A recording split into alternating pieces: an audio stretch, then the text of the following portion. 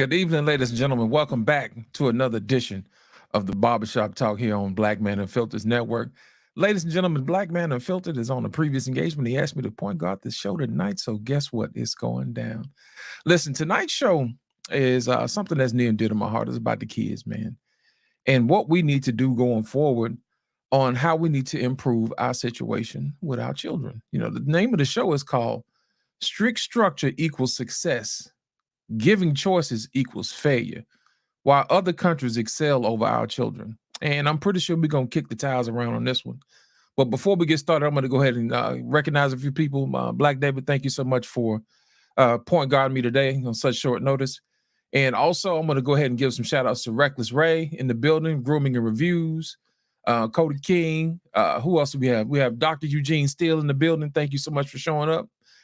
Gentlemen, I'm going to go ahead, Black David, I'm going to go ahead and bring everybody up, man, so we can get started. You know what I mean?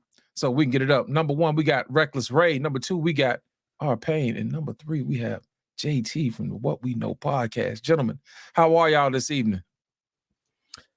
Good. Doing all right. Good. What up, JT? What's happening, man? How you doing today? Doing well, brother. Doing Good. well, man. Good. Everything is all right. It's Friday, bro. You better know it. Friday the 13th, buddy. You know what I'm saying? Everything didn't work at work today, man. Yeah. Hey, did y'all experience the same thing today, man? Did y'all have stuff falling apart because it was Friday the 13th? Man, it was Friday today. We showed up for some extra work and then had to sit there for 40 minutes not working. Yeah, that sounds like some Friday the 13th action right there. All right, Payne, how you feeling today, sir? Yeah, man, hanging in there, doing all right. You know, good. How was your day today? Oh, good, man. You know, just like I said, I was panel surfing, man. Panel surfing. You know, so this is gonna be interesting today. So this is gonna, cap off my night. I actually stopped by Fatty's show, man. And he's a wild man. What Fatty over there talking about, man? Over Man, Fatty's something else, man. That's my. It's just all pure entertainment. He was talking about, gosh, it's just a lot of stuff. He was talking about Shahrazad Ali and her conversation about Kevin Samuels. Right. Yeah, I saw that. Actually, people are making a big deal of it, but I have no problem with what she said. Yeah.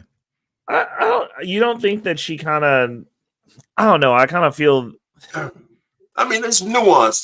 Go ahead. Yeah, there's a lot of nuance, but it's the same thing that you see with.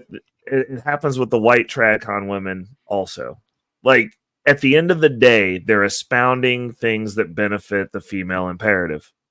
They're just saying it in a way that we can go, oh, we kind of agree with you, but it's like, yeah, but you need to do this for me. And it's like, wait a second. Like, it's not be a good man for the sake of the country, shoring up our borders and being a good man for yourself so that you're healthy. Like, no, you need to be a good man so that I can have one. Yeah. And for like the way that she carried that interview, she was like, oh, well, like the black man is God, but I'm influencing him. Like, it's still about me. It's like, you still made this about you. Like, this man passed away and tried to do something, and this is still about you. Okay. Here's my thing. I think old boy threw some softballs out there at him, man. I would have threw a curveball so quick. So you guys actually saw it. I just did that. I hear where y'all coming from, but I'm not hard over on it. But I was waiting for the big shebango, like everybody was saying, and I just didn't see. Oh, there wasn't one. It was. Let me put it like it was subtle, man. It was subtle. She didn't. Here's the thing. She didn't want to give the man his credit, but yet at the end of the day, they was gonna do some in Atlanta. You know what I'm saying? Then he passed away. Man, come on, man. We don't know that. Yeah. You know what I'm saying? I ain't trying to call her no liar or nothing like that, because we have to respect our elders, but at the same time, man, when you don't recognize people for influencing, the next generation, my thing is this: you had 30 years prior to say what you need to see, and it got worse. And then as soon as Kevin showed up, in less than 3 years, he moved the dadgum needle. And I mean, if we're gonna have an honest conversation about it, Yeah. Now my thing is this: I got a particular dog in the fight, so I'm gonna keep that dog down a little bit. I forgot about that. Yeah, I'm gonna keep that dog down a little bit because it got that thing in there. You know what I'm saying? It's like, hey, I got to put a leash on that thing, man, because when you got a voice, man, you can't be doing stuff like that. But at the end of the day, man, we got to give people their credit, man, when credit is due. We got to remove our ego and say, hey, look, I appreciate what the brother did. You know what I'm saying? And not try to downplay you know, what's going on. That also goes back into what Kevin was talking about, the need to be right. You know, what I mean? He wanted to be right so bad that she didn't even want to get this man his flowers for what he did. You know what I'm saying? So, well, that's the you know, lot of reasons. there was a couple of guys. There was a guy on there who hates Kevin Samuels. Yeah. On Fatty Show, and I said, "Man, where you coming from, brother?" Right. You know, but you know, we had a chance. Which guy was that? Pam? Was it the guy with the yeah dreads, with the locks? Yeah, what's his name? I forgot his name. Is Little Black Book. Oh yeah, that dude, bro. He is. No, man. Yeah, he's from England or somewhere. Yeah, and he's got a nice camera, but he's a male feminist. Like, what do you expect? Of course, a man who supports the female imperative is going to hate Kevin Samuels because that makes it conversation. That's all I can say. Hey, bro, you know, one of these days maybe he'll get to smell one of them socks. I don't know. That accent don't make it no better. His talking point, that accent, this shit just wasn't right. I think I said this here before. I said the one thing above all that Kevin Samuels did with all the maybe 1,000 people he interviewed, he asked them all the same question, and I said that data is scientifically significant. Right. Yeah. It's very significant. That's the only like when I used to watch his shows, I was watching it to see the different women that was in there, right?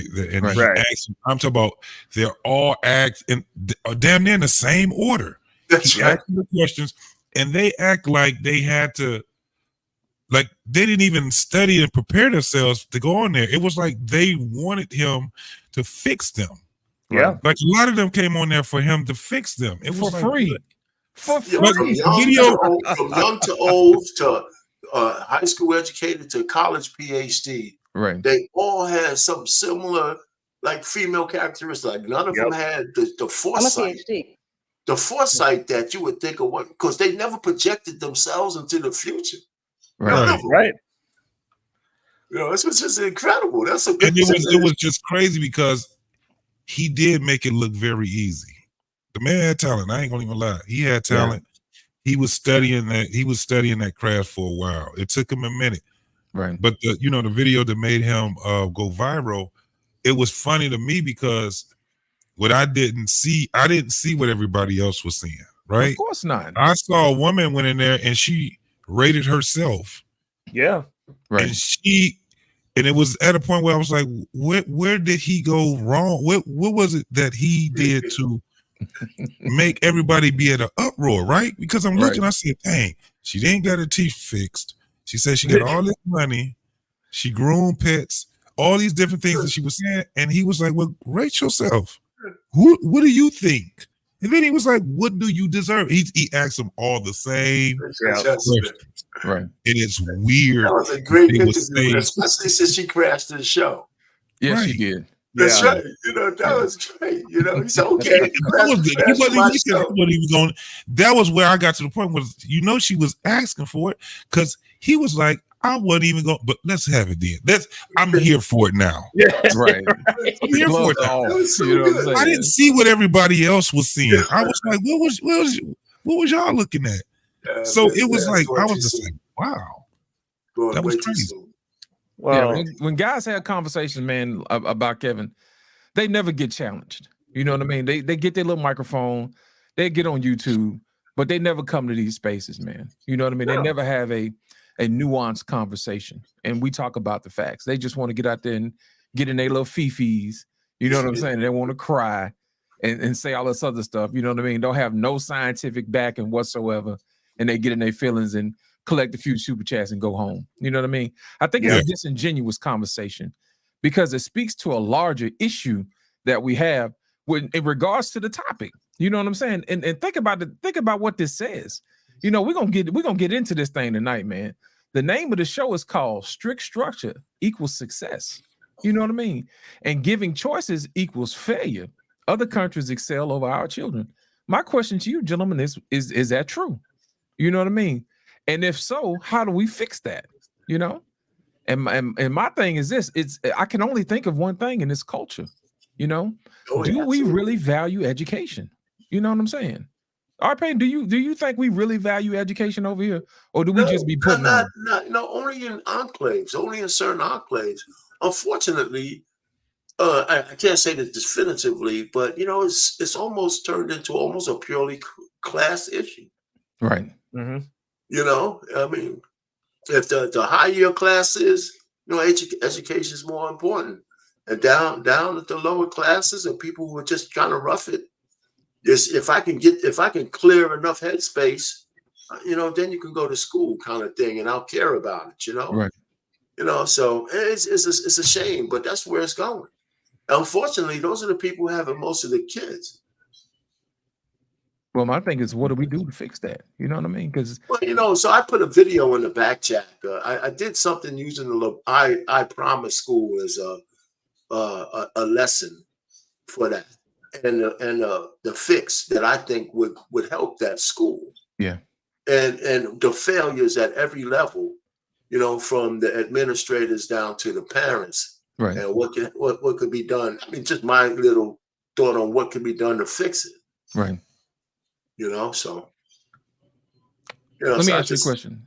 Arpain, my thing is this: what is the major difference between other countries and us, and why is it's perceived? I ain't gonna say that it is. I'm just gonna say it's perceived that they're doing much better than we are, and when it comes to education. Well, we say other countries, but we're talking about cultures, and even those people who are here, they do better. Right. So if you look at some of the Asians that come here, they do better because they bring their culture with them. Of course, the small hats bring their culture with them, and they educate their own children for the most part. Right. And they tend to do better, and it's strict. I mean, everybody got their bad apples, but the kind of things they want to teach their kids, they make sure they get taught whether they're in the classroom or not. Right. So every time I hear these arguments about Black culture, we need Black history, we need this and that. Well, listen, you want your kids to learn something, you teach them yourself. Mm-hmm. In your own home, spend an hour, a couple of days, saying a couple of days a week, saying this is how I want you to learn our history from this level. And by the way, our history doesn't start with slavery. You better say it again. It doesn't start with that. So I mean, so other countries, and when I hate to say other countries because I don't know how they, the whole diaspora in other countries, I'm sure there's some divides. Right. But the folks who come here, they know how to group themselves, and not only white and Asian, the Black Africans do well. Right. When they're here, because they bring culture. And all you gotta do is talk to Ekene enough, man. You forget it, man. Right. And, right. Your trigger mics and stuff like this. You can just tell they have an enclave of Africans who are doing certain things and making sure that their culture and all that kind of stuff propels them to have a regimented way of living. Correct. Nothing's perfect, but it's there. And our culture, our Black culture, has been destroyed years ago. We're hanging on by. I want to say we're hanging on by a thread, but I can't find it. It's so thin, you know what I mean? Yeah. JT, what's your views on this, man? Do you think why is it that stricter countries seem to do better than us, in your opinion? Well, yeah, like Arpain said, it is definitely a culture thing. I mean, even when you look at let's talk about the Black Americans. Right. I've seen it. You have Black excellence in a lot of these, especially in my family going around. And I have a cousin that's married, have two sons. Her first son went to Howard University, but he's getting ready to go to undergrad school back in Seattle. Her youngest son, he's doing very well. He just started college. He's doing very well. And I see how my cousin and her husband, what they did to get their sons groomed that way. So she was, and she still is, an engineer. She was the first Black female GM at GM. Right. And then she was the first Black a woman anyway, vice president, right? At GM. Right. All the GM. So, and it was funny just to see what it was that she did. So she actually had to survive her childhood. You dig what I'm saying? Right. her and her husband made sure that their sons wouldn't have to go that route. Right. So what they're trying to do is break the chain, right? And Right. then they share, with myself, my brother, other family members, a lot of things. Like they have us to come. They used to be here in Michigan, and then they moved to Seattle, and we still went to go visit them. Like every year, they wanted to do like Thanksgiving, and everybody have Thanksgiving at their house, and they were just sharing their life. You know what I'm saying? Right. So when I see that, and I see other Black American families that's doing the same thing, I see how strict they were with their children. Right? Right. They were very rigorous when it came down to their kids getting an education, and that meant that they also had to teach their kids. So, and they also put culture in them too. And then they let them see what their family members, are doing. Some of them are Right. doing very well. Some of them not doing too good at all. So as kids, they still brought them around there. They're like, you don't want to go that route. Right. We talk on Trigger Mike. This is what we was talking about when it comes down to what do you tell your son? You use real life events to tell him, look, you don't want to be like this person here, or you can go in this direction here with this person. It's a lot of things that we do. We can't even bring our kids around their family members like we used to. Right. When it came down to spending the night, going skating and doing all these different things, plus sharing, things with education. I can tell you this right now. I've never shared anything educational with any of my cousins. Wow. But when I go and see other cultures, they're going to school with their cousins. They're learning the same thing. Right. My biggest thing was homework probably would have been a whole lot funner had I was taught, group study, Right. study and things like that. Now, not to say that my parents wasn't doing a good job, because me and my brother both, we had a decent education, but yeah, I think that overall we're failing. Overall, it's a big failure, and a lot of it comes from not having a community per se, not having an intact family, bigger family, and then the whole community is not intact anywhere. So I don't see it getting any better any soon. So we're just going to be doing this stuff separate when other cultures are doing it together.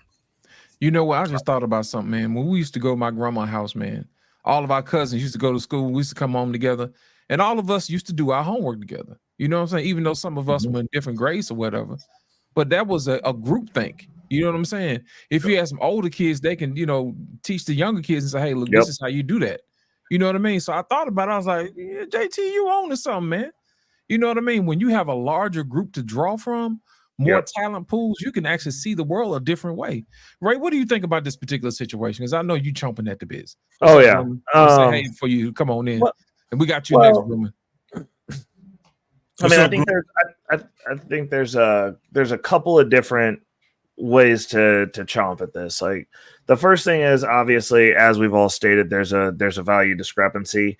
I saw in the chat that they were talking about other countries' teachers get paid more. When they come to America, they still do better than us. So the pay has nothing to do with it. It's cultures that value education do better writ large than cultures that don't. Perfect case example, Jamaicans. They are considered black in America, right? Look, just like us. If they're born here, they got the same opportunities that we got. Funny story, the Jamaicans that went back to Britain, that got put in the ghettos in Britain, that were undereducated in Britain, decided that, hey, these kids aren't getting the education that they need. They're getting taught with the poor white kids. They're in a poor area, just like what you have here in the ghetto. And you know what they did? They didn't sit there and go, oh, well, the school's equity and inclusion. They said, we're going to have Pan-African Saturday school. They just sent their kids to school an extra day, and they taught them themselves on the day that they didn't work because they gave a shit. Yeah. Y'all don't give a shit. That's the reality of the situation. We run around because they've destabilized us to the point that in America, we are taught to function as individuals. The problem with that is Not everybody has the tenacity that I do.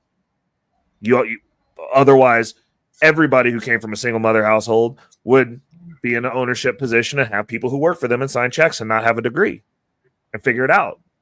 But you're not figuring it out. We are not figuring it out.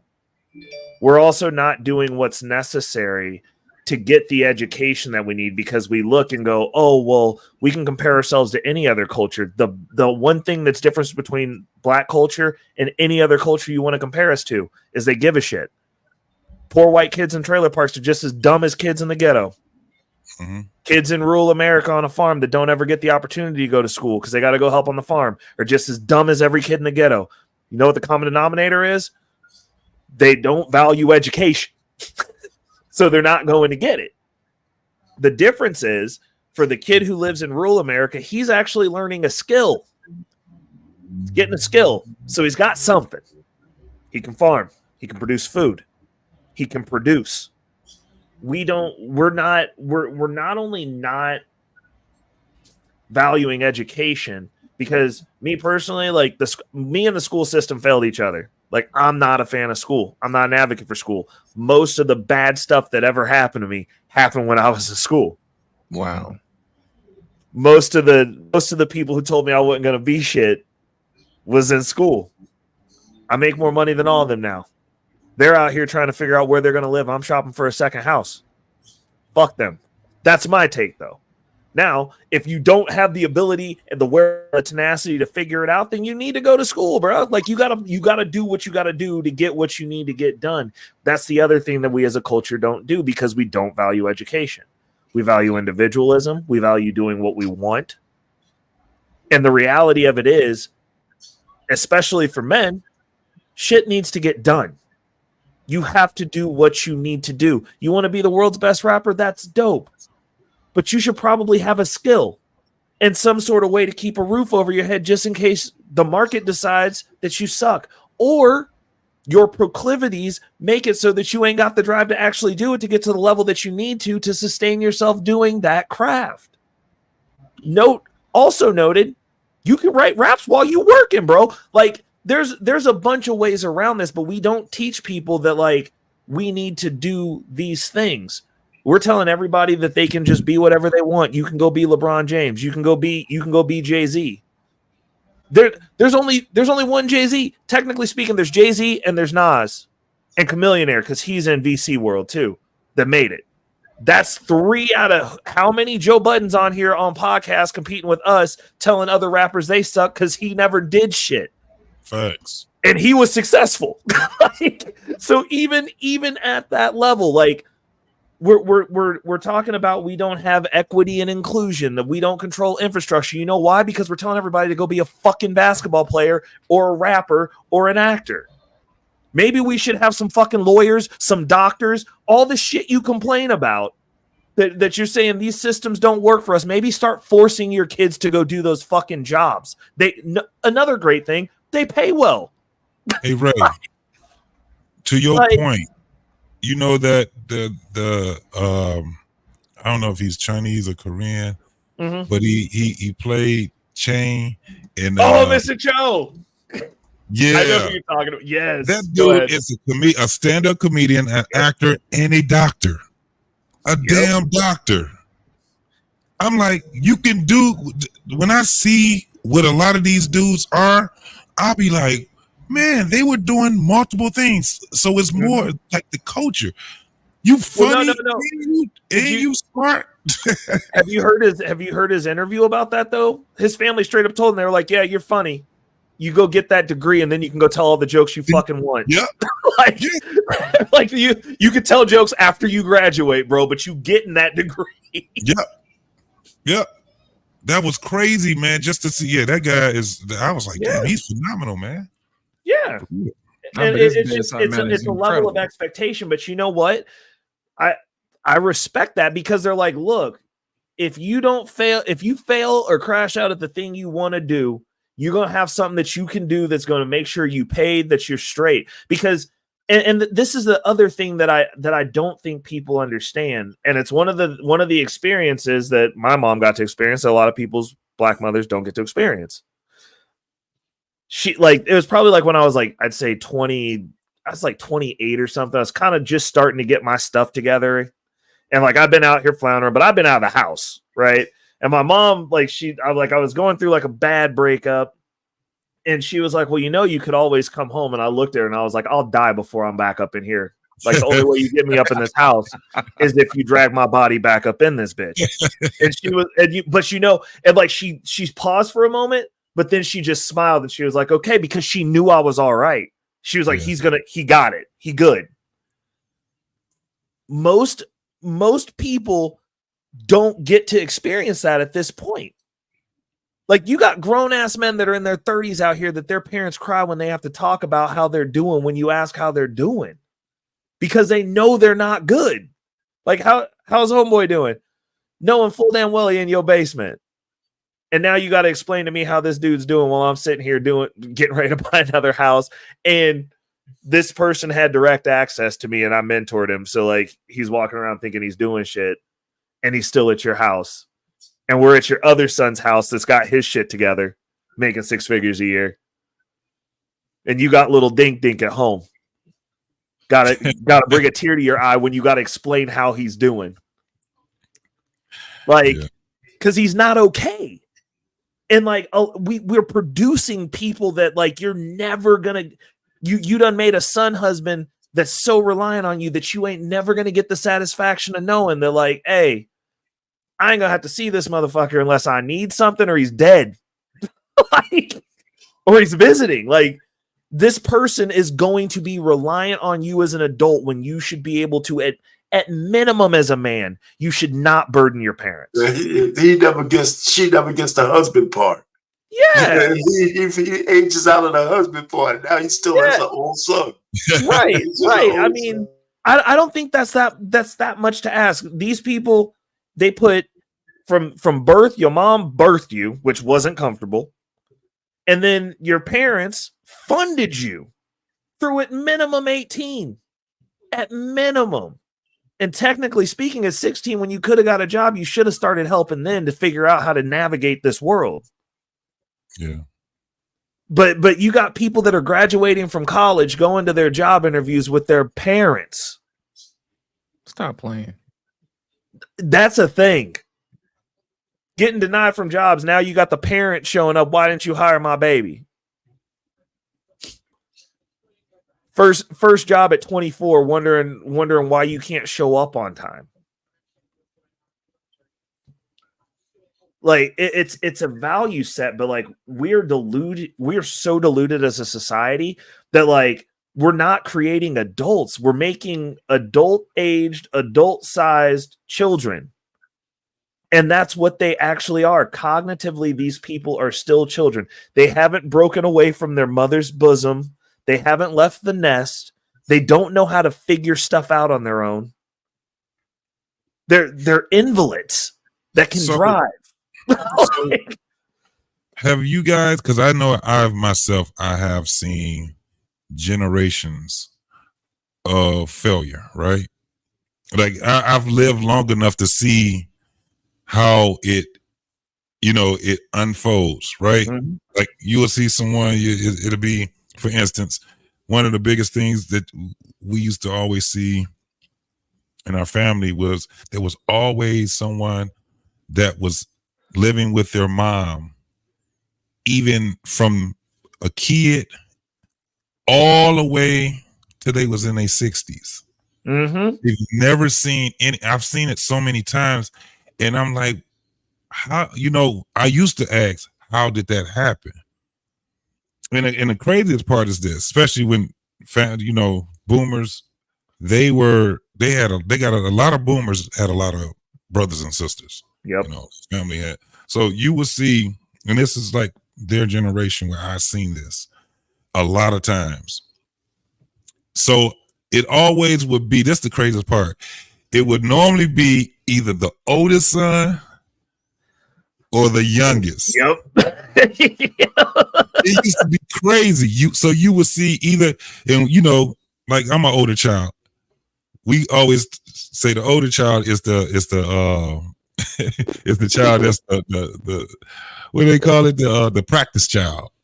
That's the one you do all your fucking up with. By the time you get to your third one, you should be good. You can iron that So- thing out. You know what I'm saying? Right. But it's either those two. It's either the oldest or the youngest, right? Normally, like in my generation, the youngest, they tend to do a little bit better. You know, they tend to, because they had a different way of thinking. It's always been like that. But when you see it, I think what's sad is once you see that at some point in their mind, they didn't feel that they could succeed, right? In anything, relationships, they couldn't concede, they couldn't make money. I'm talking about just something simple. Never had a car, never been, you know, out of the city or the state unless they went to a family, somebody helped pay for them to go, you know, out of town or something like that. But they've never seen anything, and they end up being content. And then they have children, which breeds. they got children. Like the child is doing way better. Like the child. And a lot of times it would be because of whatever woman that man had knocked up, they end up getting their life together, you know what I'm saying? Especially if they pick them up early. And then, you know, they end up rearing the child and things like that. But I've lived long enough to see it all unfold now. And then you would look in my generation, and I've seen people in my generation X where they were doing good in school, and then something happened. It's like a mental block happened. I don't know. I probably you guys can probably help me understand this part. It's a mental block. You ever heard somebody be like, I don't know what happened to them. They made all A's and B's in school. They were a good kid in school, but you be like, but they suck at life. They suck at life. They can't even get out on their own. They will drown. Most of them will. Even when you see like homeless people, I remember I went to Baltimore. I was in Baltimore. I used to box, and I was in Baltimore, and I was talking to a homeless guy, right? Talked to a couple of them. We were all just sitting there talking. It was one guy. He had a great job. He gave up on life. Life was just whooping his ass. He got a divorce. Wife left him. So I understood that one. Then you had another one that he was homeless because his mother died. I was about to say, we got a guy who we knew here in Kansas City that ended up getting in a real bad way, and like literally had a mental breakdown and never came back from it when his father passed. It was super sad because one of our mutual friends, because like we knew him because the area that we hung out in, he was always there, so he's kind of like a city staple. But one of the guys that was in the crew that I danced with knew him from when he was younger, and like he would sober up every time he saw him and ask if he'd seen his dad and how his dad was doing. And it was like so sad because like he'd be gone and he would see the homie and he'd be like, hey, have you talked to my dad lately? Like, have you seen? And like it would just put you in a weird awkward space because you're just like, bro, like your dad died like over 10 years ago. Like but he never came back. But that's what happens though. It's like when you face failure, if you don't have the mental fortitude for it, you shrink back and then you just start a doom spiral of just continually losing. So that's right. So that's what I was going to get, because the generation that's after us, right, millennials and Z's, right? So I can look at some of these kids and I'll be like, ooh. It's like you can see it. It's like I'm not a psychic or nothing, but I've seen this pattern before. You know what I'm saying? I've seen it before. That's what I'm like, well, shit, maybe y'all can help me, because I've seen it, but I still get to a point where I'm like, damn, how do people just drown in 2 feet of water? Well, you know, the point is that, I'm sorry, well, just to answer you real quick, and you can go back in. A lot of the younger guys, the Z's and the millennials, they spend too much time blaming how they're living on the older generations. I mean, that could just be the YouTube spaces, but I hear it so often.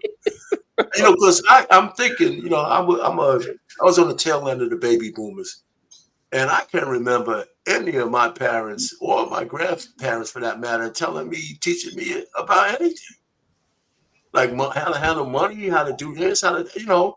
They just sent me to school. I had made well, my aunt was a guardian, so they just made sure my grades were enough so I could pass. Yep. And going to college, I had to do all that on my own. But this, All of it. you're right. But this is the deal: wealthy people who keep the wealth in their family, they do teach people that shit. But yes, So well, okay. So like saying that like, oh well, nobody knows this. You're right. No one who's poor knows these things. That's fine. That's the reason they're poor. But like, you can't look at a kid and be like, yo, as an adult, this person coming up going, hey, this would have been super useful if you would have told me. Matter of fact, all these people that are just leaps and bounds ahead of me in this game, because this is competition, are getting this information from their folks and go, well, the circumstances you left me with to go, oh, well, we're going uphill a little bit. I'm going uphill a little bit. You know what? It's my parents' fault. They didn't tell me. They didn't have the information, and I can respect and understand that. But their job was to do better than their parents. Your job was to do better than your parents. So it's a certain point. You should get to a certain point where you're like, yo, we should pass this information along so that these little bastards can do better the next generation. That's legacy. That's generational wealth. So what I'm saying to you is, once they get to that age of discernment, that especially the guys now that they didn't get taught, that's no excuse for them not to get better and do better. No, they don't get to stay there. I'm with you on that. They don't get to stay there. Hold on a second, guys. I want to go ahead and welcome my brethren to the podcast before we get cooking. All three of y'all. Yeah, man. All three of y'all. You know what I'm saying? First of all, we want to welcome Grooming and Reviews. Welcome, sir. Dr. Steele, welcome, sir. And the one and only Mr. Bennett, welcome, sir. Thank you so much for joining us this evening. Grooming, I know you've been sitting up there patiently waiting, sir. And I want to ask you a question from our Greek brethren. What do you think the situation is, man? The problem is that you can see from your perspective. I'm pretty sure you have something interesting to add to the conversation. Yeah, I do actually. If I'm hearing a little weird, I'm just my gears all screwed up today, so I apologize ahead of time. It's the 13th, brother. All of us had to deal with that. Mm-hmm. Dude, I literally my headset, it's broken. I'm not even joking with that goddamn thing. It's literally broken. Ooh. So, anybody want to donate to Grooming and Reviews new headset? I take donations right now. That's right. Hit him in the super chat. So anyway, yeah. So, joking on the side. There are a couple things. I think where you fall in the where rank you are you what kind of income you're living in? That's number one, I would say. Where you're living is another of a factor. Is are you living in an area that people care about education, or you're from the streets? I don't think the street thing has a factor. I think if you're a street, you can get off the streets if you want, but most people are that's all they know. They don't know about any kind of education. And I know this is going to sound very fucked up. I'm going to spit it right out, and nobody wants to say it. I do think it's a race thing a little bit too. If they looked at me when I was in school as a Greek guy, they were like, he's fucked. My teachers literally said that to me in school. You're fucked. Because they didn't know what to do with me. One of my teachers looked at me and says, you're going to be working at McDonald's flipping burgers the rest of your fucking life. They be doing Greek people like that? Yo, God, yeah. Dang. Yeah. Wow. Go down. I tell you my own neighborhood, Long Island, Brentwood. Dang. And then talk to me. That area, it got bad. When I mean bad, I'm talking about like, okay, different races. No, I mean like, I'm walking around like, where's my gun? Where's my vest? Like, and trust me, Philly's 10 times worse. They're done. I don't even get me going with that one. But think about it. Like people making comments like that as a young man, that goes right here in your head. That could cause drama. My parents didn't know anything better. My parents grew up in Greece. That education was completely different. What do you mean it was different?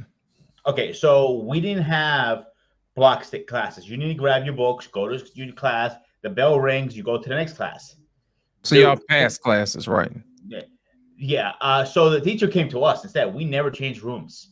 We started from first grade all the way to 12 with the same cycle, the same students. So the teachers are the ones who pass class and not you guys. Is that correct? Yeah, exactly. So that I guess that would be easier to move the teacher than it would to move all them kids. Oh, God forbid they do some cardio. They do the extra steps. You know, they say they could always complain about money, but here's my catch-22 on this one. If you're complaining about money, put into work so the union can fight for you guys then. But they don't want to put the work in either. It was a big video back a couple of years ago. This kid called out his teacher and he got kicked out because she just put in a video and learn off a video. You're not going to learn like that. I knew a teacher. She goes to me and listen, I don't make enough of this shit. I'm like, that is the problem mentality we're having. Like in Greece, at least I'm using Greece versus America, obviously. They have to care.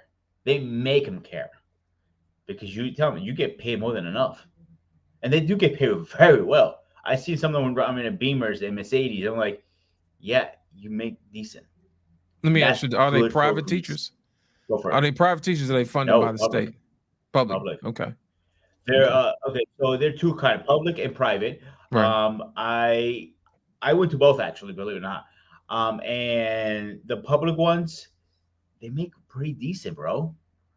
Like some of them have homes in like nice homes in Greece, and that's homes like you don't see. Like to here, a 2-bedroom house, a townhouse, it's okay, it's a house, whatever. There's so many of those. In Greece, that means okay, you made something out of yourself having that. It's very hard to buy property in Greece. Obviously, you understand Athens is very populated too. I'm not saying popular like Manhattan, for example. But it is populated, so getting a house like that is very hard. I'm using Athens, for example, for a reason. If you go to other places in Greece, let's say Crete or Andros, it's more like an island. So education is different there too, because it's more out. So literally, I'm not joking. You learn about history, you learn about Greek, math, then you learn how to ride a horse. Because you need to learn how to ride a donkey too, because it's part of the society. Interesting. I think we're not educating our kids correctly. And I work at a university right now. I don't work for nursing home, I work for university. And I hear this kids talking about this shit. I'm like, you're gotta be fucking kidding me. They care about 3 things: drinking, getting laid, and drugs. And this is a very good university. Lehigh University is one of the top universities in the area, and you need to have a deep, deep, deep pocket to go there. I think those kids are probably coddled or something like that. You know what I mean? I think that's probably what that is. Yeah. Oh yeah. Dr. Steele, let me ask you a question, sir. From what you've heard so far, what do you think the biggest difference is between our educational system and everybody else's?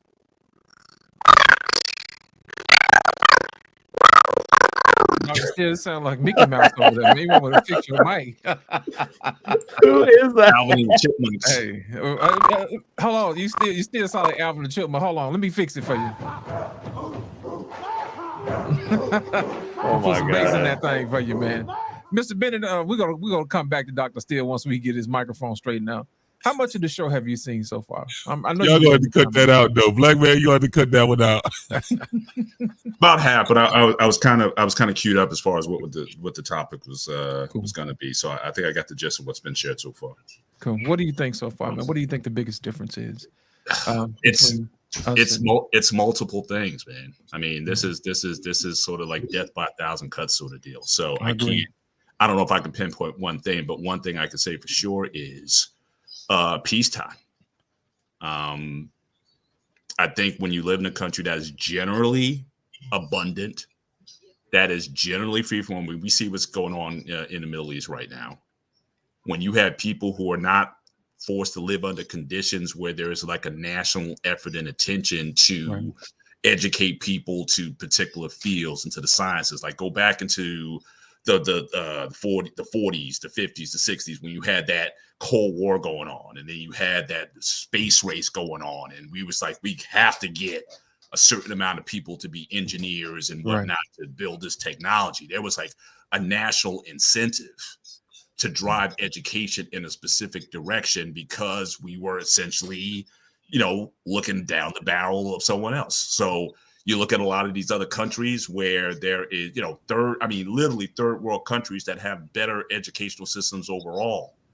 But then again, there's not the effort to really support the education. I mean, Haiti, those kids do better than us education. They're almost some of the most literate students in the world, but their country is a disaster. From government to corruption to whatever, there's no way to really deploy the talent that's been cultivated there so that they can then go and build the country up. So I think with this whole educational system, really would also talk about outcomes. Like, what is the outcome? What are we trying to get to here? If we want to build a nation, there has to be a national incentive to want to drive that. There has to be a cultural environment for people to be able to use their skills to that effort. Unfortunately, a lot of times these efforts are in wartime or in some sort of desperation times when people have to do this. But when you're in a land that is relatively free, that spawns creativity. I mean, again, the arts exploded for us, again, coming out of the 50s and the 60s, rock and roll and all the things that came out of that, the arts in general. Really, for America, not only is our science and technology the greatest export, but also our music, our entertainment is export. But you can have all that when you're in a society that's relatively, like I said, at peacetime. We haven't really been attacked in mass like that since, we had 9/11, that we had, Pearl Harbor and whatnot. But generally speaking, when we decide that we need to get something together, we get it together.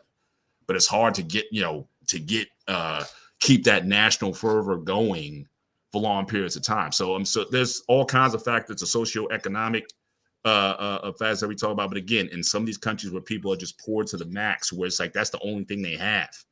But with America, when you have so many options, food options compared to other countries, is staggering. You can tell because we looking juicy out here in these streets. Well, I went to Jamaica last year. It's just like, again, just the diversity of food, or even our junk food, is like a smorgasbord compared to people coming from these other countries. So again, I think when you have too much choice, you have too many options, and it's not being directed. So say, oh, I'll go to school and I'll major in basket weaving or whatever it is, or I'll just get me a general education degree, but there's nothing that's driving it.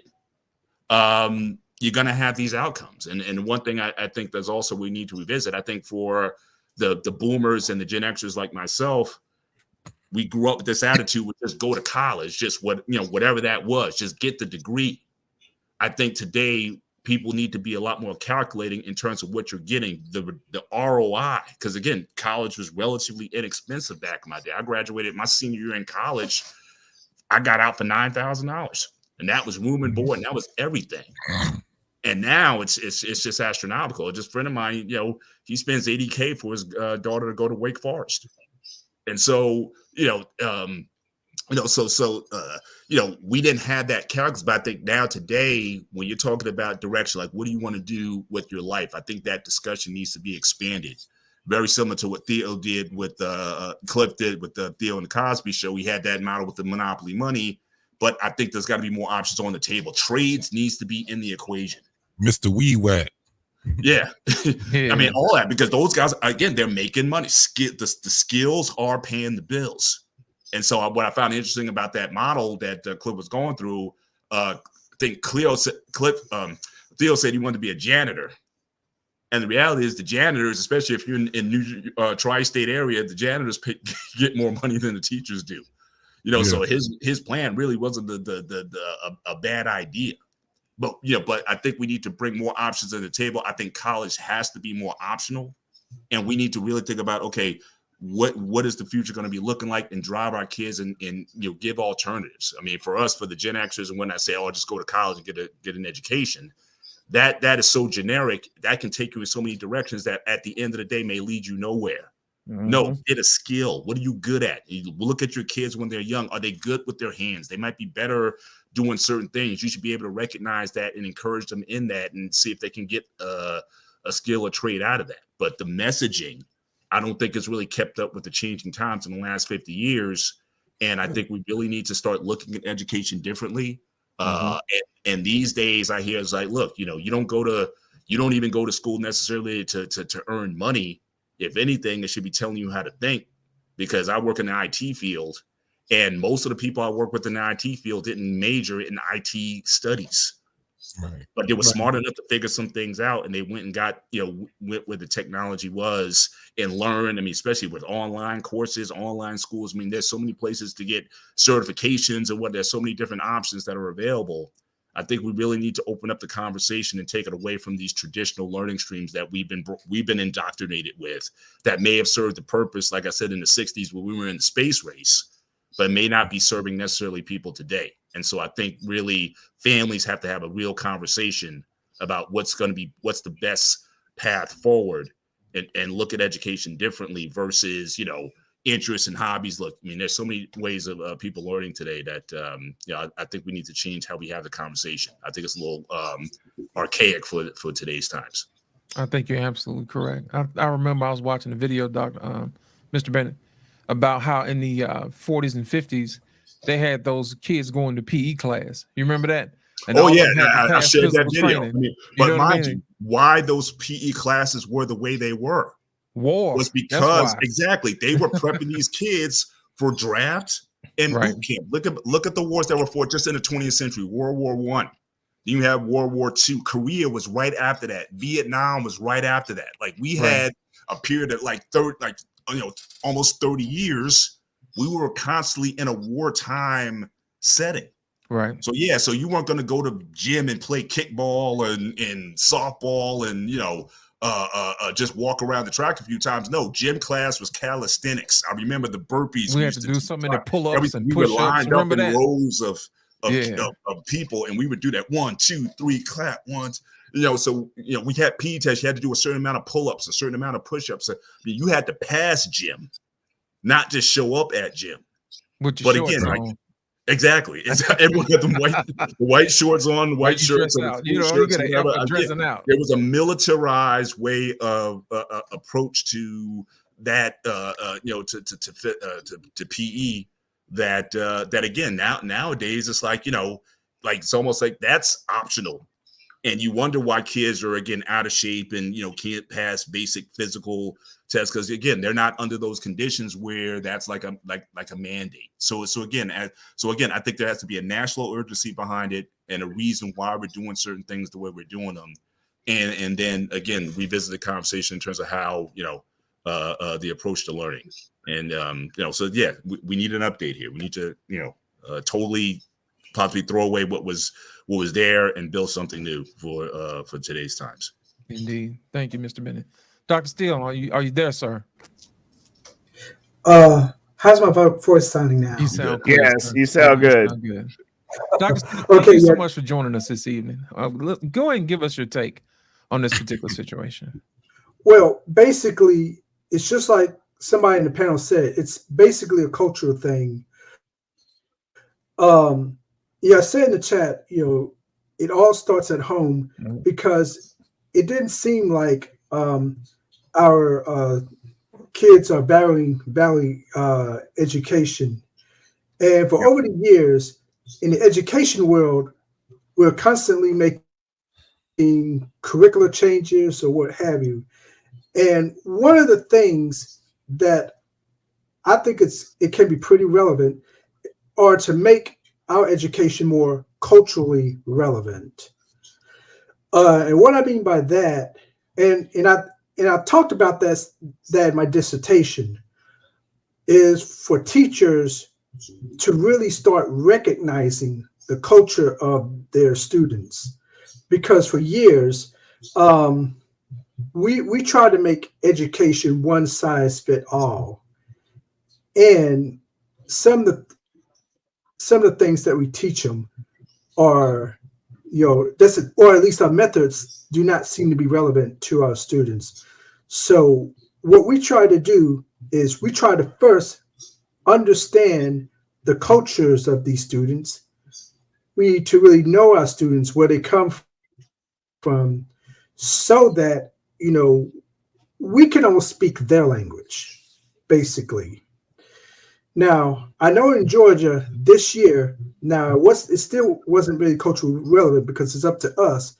I know we made a drastic curriculum change in mathematics, where, you know, we figure out, you know, what component goes where. Like, for example, in geometry last year, this year we added polynomials to geometry. Polynomials was strictly algebra last year, but we added to geometry. We also added the unit circle, which was going to be to pre-calculus and algebra 2. So on my end, on the educators end, we're still trying to figure out the answers about how to make the curriculum better. But in the meantime, parents also need to try to do their part, because I remember before I went to preschool, the elementary school, my mom had me reading a lot of books, and I also had this Texas Instruments Little Professor calculator. Yeah, I remember that. Everybody had one of them Y'all TI remember that, 35s, right? you know what I'm saying? Yeah, where it teaches you the full basic operations of mathematics. So when I got into elementary school, I was already prepared, and I think we need to go back to that. Another thing is, you know, speaking of culturally, because I know a lot of our children in these integrated schools seem to having a disadvantage. You know, they have to deal with racism, not only from others, sometimes not even from other students, but sometimes from faculty members as well. So, and so some of the parents would teach their children about, you know, what do you do when you have to deal with racism, and tell them about the culture and how to be proud of it. And it seems like a lot of our students, you know, have, you know, low self-esteem. It's sort of like that experience that grooming in reviews had. What he had with his teachers. You know, teachers look down on him and things of that nature. I think that's what usually been happening with us. And I'm gonna be honest with you, we still do have a lot of work to do on our end. But in the meantime, you know, parents, you know, have to do, you know, their part with the students and tell them about the importance of an education. Because I know I've seen, you know, as an educator, I've seen only few parents come to us asking them how their child is doing. And then we have to take it upon ourselves to call the parents to tell them. Right. But Right. and I'll admit, not enough of us are doing that. So it's from both ends, from the educational standpoint and from the home standpoint, that we both need work. Well, Dr. Steele, let me ask you this. That seems like that's a lot to put on a teacher.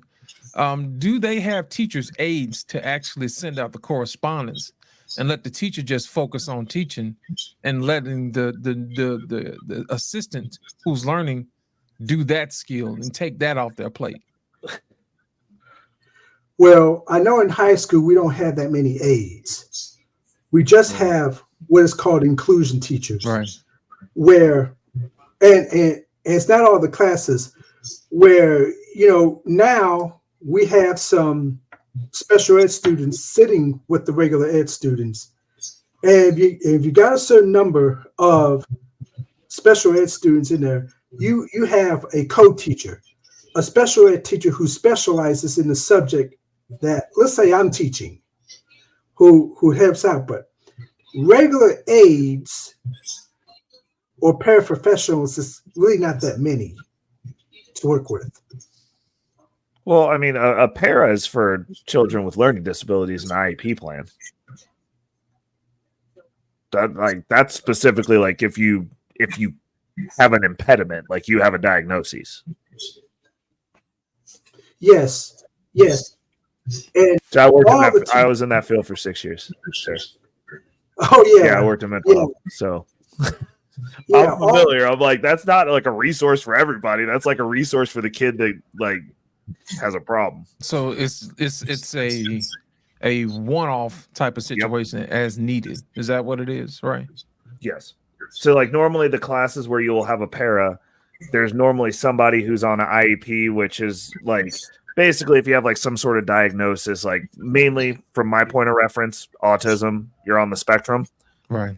Then you'll have all of your classes. You have to have that extra person there because like the teacher ain't going to be able to deal with like the class and the atypical student that can't act right and someone who's got an actual disability. right. Let me ask you this, Dr. Steele. Yes. How do other countries handle that situation? That speaks to what Ray. Do they have someone to follow that child around from each class? I'm not for sure about some of the other countries, but from what I heard, some of the teachers in these other countries, especially Japan and Finland, teachers are treated like royalty over there. Their pay is much better, and the structure is sort of different, but culture has something to do with it as well, which really helps them. So I think this is from my point of view, or at least for what I've studied about, especially Finland. Can I piggyback that real quick? Go ahead, Ray. We also have a for-profit mental health system that likes to prescribe drugs to people. Yeah. So we have higher rates of basically every mental health issue on the planet. They're conglomerated here. So like when you ask how those things happen in other places, I mean the frequency and the amount doesn't really exist. Like it's not the same as here. It's actually anomalous here. Like in our school, if you ask how many kids are on Adderall, which is basically legal meth, Ritalin, Focalin. basically legal methamphetamine, it's most of them, mostly boys, because our education system here, we just drug people, and we have an education system that is set up for little girls and not little boys, so they just put the little boys on drugs. So basically what you're saying is we have the pharmaceuticals companies with their tentacles in the school system. The schools We get have paid. the prison system with their They get paid tentacles per script. in The schools in get the paid system. per child that they have put on that shit. Mm. Per kid, they get a kickback. So Yes. in other words, other people are profiting from the school system versus the people that are actually serving the school That's system. Is that that's what's a great going on? point.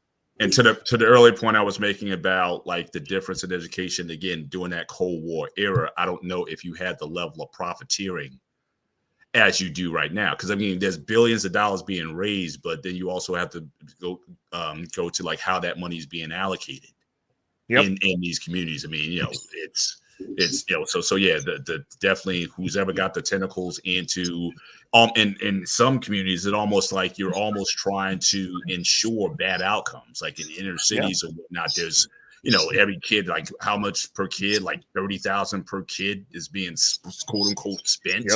Yep. But it's almost like there's an incentive to guarantee these outcomes that are not in the best interest of the children. So it's really, that's a total. So again, unless there's something like a net to drive out that waste and drive out these motives for profit over the education of the kids, that's definitely going to be an impediment on these kids' abilities to learn, especially those who look like us who live in a lot of these urban communities. Yep. I'll give you one better to just a perfect example. So since we're all older, because most people don't, if you're younger than me, this wasn't really an issue for them. You remember when you used to go to the doctor, and no matter what was wrong with you, you went to the doctor with a cough, and they gave you antibiotics. Yeah. Yeah. So you guys remember probably about, I'd say, within the last, 12 years, it became like a big news story thing when they were making us scared about the super viruses that you'd randomly get when you went to the hospital, the bacteria infections that ate your brain that were apparently antibiotic resistant. Yeah, I remember that. Yeah, you know why those exist? Because we over medicated ourselves with antibiotics. And we as the human being is what's antibiotic resistant, which means that they've given you so many antibiotics over your lifetime that now antibiotics don't work on you. So if a bacteria actually invades your body, the stuff that they give you to fight that, your body kills that and then allows the bacteria to kill you. That's crazy. For profit medical system, folks. Yeah.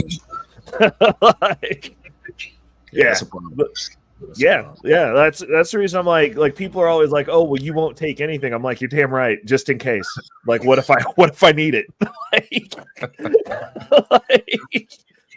That is so can we, okay, based on the fact that I think everybody had a chance to say something, right? How will we kind of step through a program and I kind of broached this before. How can we step through a program where when LeBron put his I Promise school together was for at-risk kids, right? So that meant something. That already meant that the parents were pretty much absentee, right? Because they're at risk. All right. So the thing that bothered me about the latest news to say that some of those kids weren't math proficient or even English literature reading proficient by the 8th grade is, it means that the school wasn't prepared for these at-risk kids because they were at risk for some reason. So you couldn't expect them to really get homework assignments and go home and actually do them, right? Because nobody's watching them, right? So that the school fails, but the infrastructure is solid, right? So LeBron put up some money. The city is putting up the rest of it. And so you have all these students. And I'm saying, well, I think you could, look at the faculty, look at your administrators, because they were doing what they call that social promotion, which is they shouldn't have been doing that. Mm-hmm. So how come what really failed? Something failed at every level. Something failed at every level. The school did. Well, listen. Hold on, Ray. Let him finish. Okay, go ahead. Let him finish. All right, so I'll be real quick. So you can say that there's a failure at every level. The administrators failed because they knew what was going on, and they didn't do anything about it until it became public. Well, the teachers kind of failed because they're hands-on, right? They know what's happening.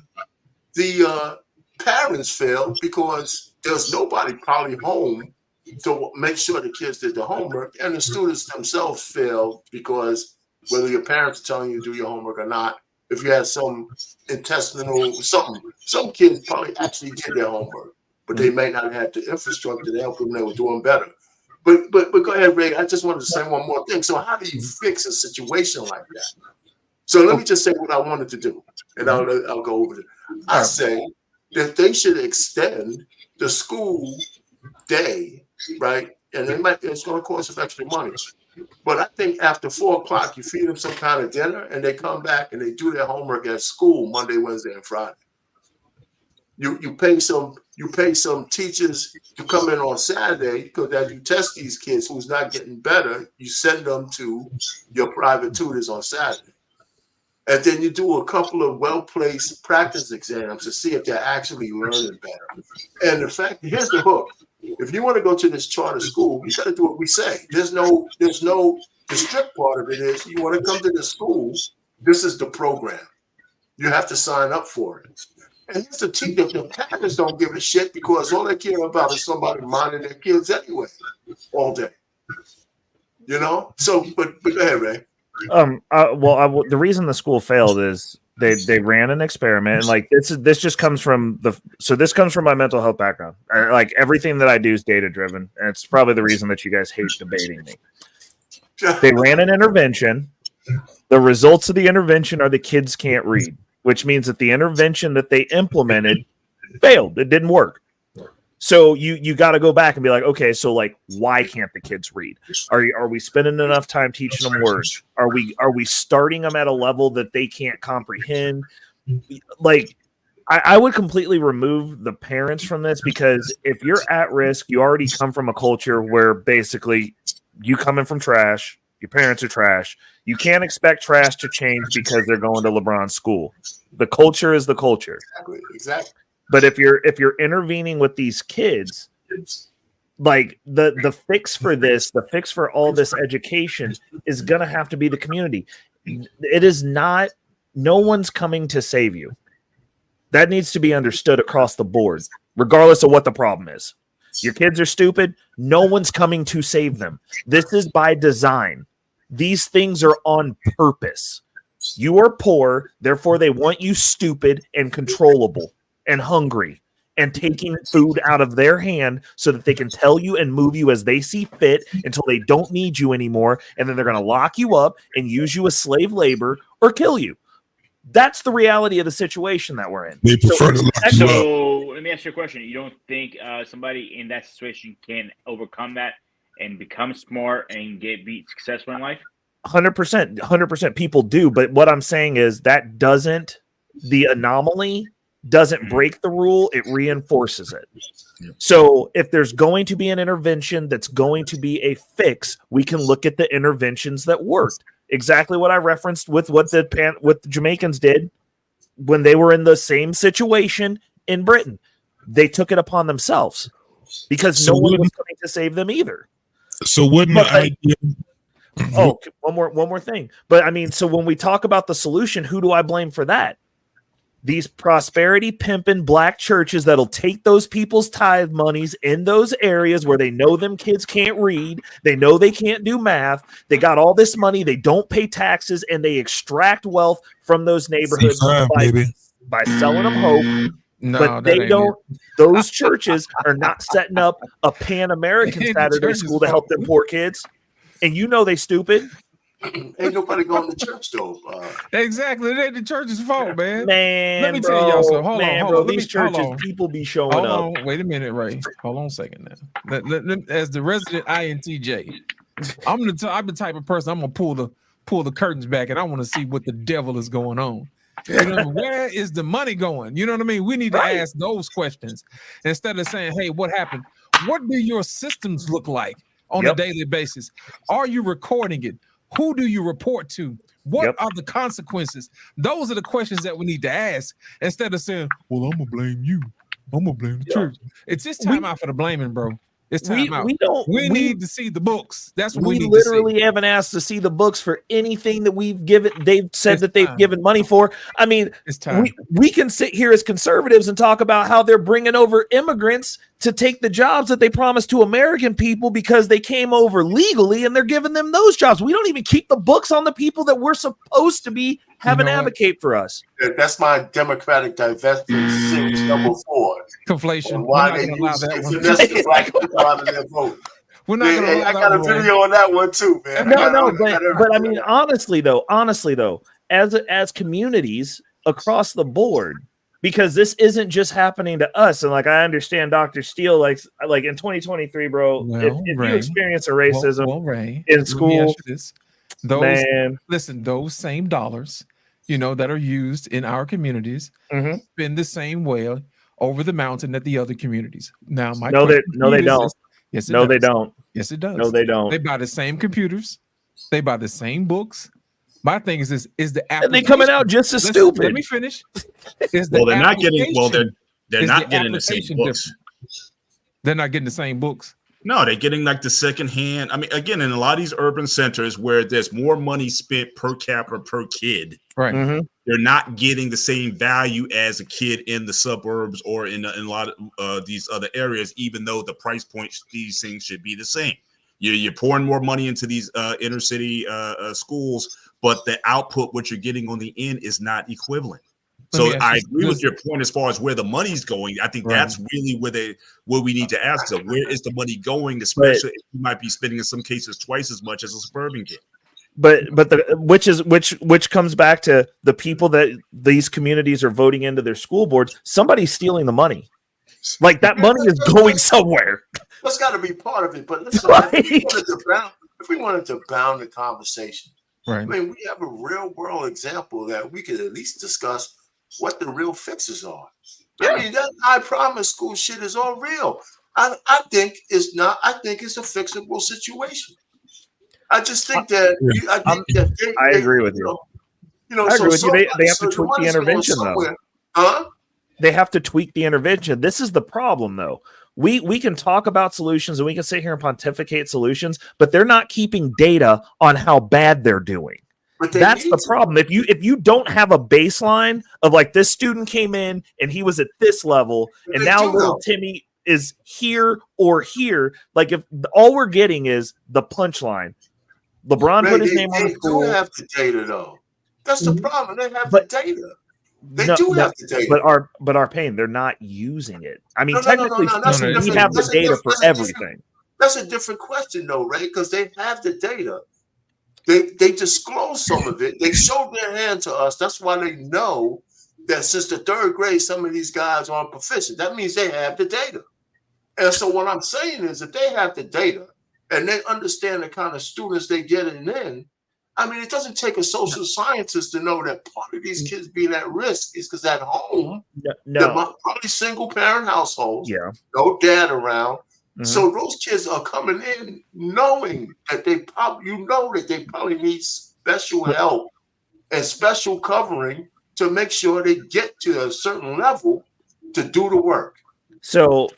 But what I'm saying is, when it comes to the data, we know that the kids can't read from third grade to Right. second grade, but we don't know exactly how much time we spent with little Timmy teaching him to read. Like when I say the data, I'm talking about applied behavior analysis data, where you go, I sat here with little Timmy for 10 minutes and we read this sentence over and over and over again. I taught Timmy how to sound out the word X amount of times. Did he complete the task? Yes or no?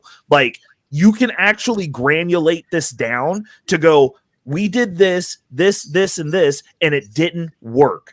I'm going to Why? tell you why. I'm going to tell you why. What happens is that when you separate the bright students from the not so bright students, Yeah. and you put them all in a room together, because I can attest to this, because I graduated from honors classes. They kept us all together from freshman year all the way to senior year. Yep. On average, our grades were better. Most of us are doing Because better you in created a life. culture of learning. You know what I mean? They were like, hey, But- you're bright. We're going to put you with the other bright kids. Y'all like to learn. But Let's go at learn. the same time, at the earlier grades, they didn't separate us. The bright Mm-hmm. kids were mixed in with the kids that were not so bright, and they helped those particular kids. They didn't Yep. look down on because they wanted their little friends or whatever. Yep. Our problem is that's not a representation of the real world. A Right. representation of the real world is you're going to have some kids mixed in with the bright kids and some that are not. You see what I'm saying? And my thing is this: when you get older, yeah, Mm-hmm. you get to choose who you want to deal with. But in life, you're going to have to deal with a whole host of different people. And you're going to be Facts. up against different personalities, different cultures, how people think. You know what I mean? Those type of things. And then on top of that, when you come into different cultures, people are going to act different. They're going to think differently. We should teach kids how to appreciate our differences instead of Yeah. poking at the things that are not the same. You see what I'm Yeah. saying? Yeah. So I think But my that may have question something here- to do with it. Now, my here's the question thing: is- when we're in school, I don't know if you guys remember this, but when we were in school, when you made straight A's or whatever, you know, the other guys kind of laughed at you. Yep. You the bookworm, you know what I mean? That type of thing. But at the same time, by the time you graduated, you know, it was one of those things. Yeah, I made the honor roll. I mean, I always make the honor roll. You know what I mean? It's just Yep. one of those things. But at the same time, those same kids who laughed at people who made the honor roll, those guys ain't doing so hot. You know what I mean? And Yeah. if they do, you know, it's because of sheer willpower. But my thing is this: how do we foster a culture of excellence? I don't know if you guys are old enough, but in the 60s and the 70s, you know, it was I'm black and I'm proud. Remember that? And then everybody said, hey, you need to be the best that you can be. You know, we already knew why, because we had to overcome something. But Yep. today it doesn't seem like we're overcoming anything. We don't have a unified a goal like that spoke to what Mr. Bennett talked about earlier. I think I can tell you guys one of the things, and this is just my opinion. Go ahead. I think we're just separate from the white Americans. I think that's one of the biggest problems we have. We've never tried, and I'm not talking about integration. I'm just talking about the culture of the American culture. We keep falling back on old as 1950, the 1950s ways of looking. Like if you ever, I mean, I know a couple of you guys probably have talked to like white people in their space, and then you talk to black people in their space. We are so separate from each other. It's like you would think we're from two different countries. Yeah. You think we're from two different countries. And so when you see a black person that's integrated and white people that are integrated, like they have neighborhoods, like I live in a neighborhood just like that. In the neighborhood I stay in, I see a lot of interracial marriages. I see white, black friends. We have Palestinians here also. We got a lot of Jewish people. We have a lot of, like, we have a community in Southfield, Michigan that's all Jewish, like the businesses, everything. On Saturday, when that bell ring, they walk to wherever that little thing that they be going to. I don't know what the hell it is, but they're so quiet at doing it. But it be, you know, at a certain time on Saturdays, everybody got black and white on. You got the men with their hats and their locks and all these things, and the women, and they're all just walking to these buildings. Like, you know, it's like, dang. So, and so, like, I got a place that I go get suits and shoes and stuff like that. It's a Jewish place, man. They treat you very, very well. Then in Dearborn, Michigan, it's the same thing. You got Africans, Palestinians, you got people from Lebanon, you got people from all Easterns, you know, that's their little spot that they have. And I'm talking about, you know, not just one type of African, you know, you got people they have their own, like probably within a 12-block radius, bunch of Africans, you know, and they integrate. When they come in, they start going to colleges and stuff like that. And then I just seen how well people do being in the military. I had a lot of white friends, had a lot of black friends. I never segregated myself to that. I was already segregated being in Detroit public schools. Yeah. That's all we had. We had white people in our school. I never seen them. I only saw their ass in the yearbook. My God. Wow. That was the only time I saw those white people. I was like, wow. But it goes back to what I was saying earlier. It's a race thing. It seems like black people just really want to be victimized and separate so bad in 2023. It's holding us back. I really think that it's holding us back because it perpetuates this whole thing where we're being oppressed by the white man. He got his foot. You hear people that ain't even been born. You got Z's, people that are millennials that are still talking. The white man got his foot on you. And, you know, they're using all this. Well, no. The funny thing is, JT, y'all so mad at the white man, it's laughable because the white man ain't even who had you as slaves, bro. They ain't the ones who brought you. I don't know which white man it is because I know a lot of poor white people. It wasn't white people that 98% of the slaves in this country were owned by a specific group of people. Just saying, you might want to do your research before you start talking about all white people because it was one group of people specifically. Yeah, that's the one thing that I think we have. So educate us then. Who was it? That's the one legacy that we got from the older generation. I mean, the young Z's. You know, the blackity blacks are to blame for all that bullshit, that constant victimization thing, man. You know, and you know, the Black Lives Matter, all the blackity blacks in the face of all of black success. And there's a lot of it out there. Right. A lot of this shit that we keep hearing just doesn't hold any water. And you can't even have a rational conversation with the Umar Johnsons and all of these guys because there's money in victimization. The Democrats love it, man. They get votes out of that. The scary Republicans. I said, listen, man, we've been dealing with racism forever, man. Jim Crow, slavery, What the hell if a couple of Proud Boys are out there? What difference does it make? They're out there whether there's Republicans or not. You know, so we vote against our best interests because somebody says, oh, the scary boogeyman. It's just bullshit. You know, and there's not enough black people who are not afraid of that speaking up and say, that's not blackity black shit is old. We got to get past that shit. You know, so help me understand something from what Ray was saying and what JT was saying. Because the argument is always looking historically, were we better off before integration or after?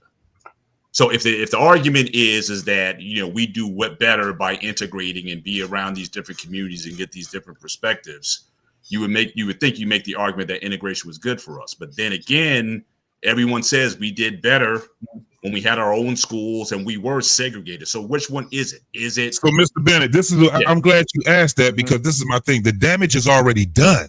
Yep. I think that if we started out not being integrated, then maybe that would be right. But the damage is already done already. But we're still separated. But hang on, where did the damage come? Before integration or after? I don't know. I can tell you. Somebody else might can answer that. Mr. Bennett, the northern part of this country was previously integrated.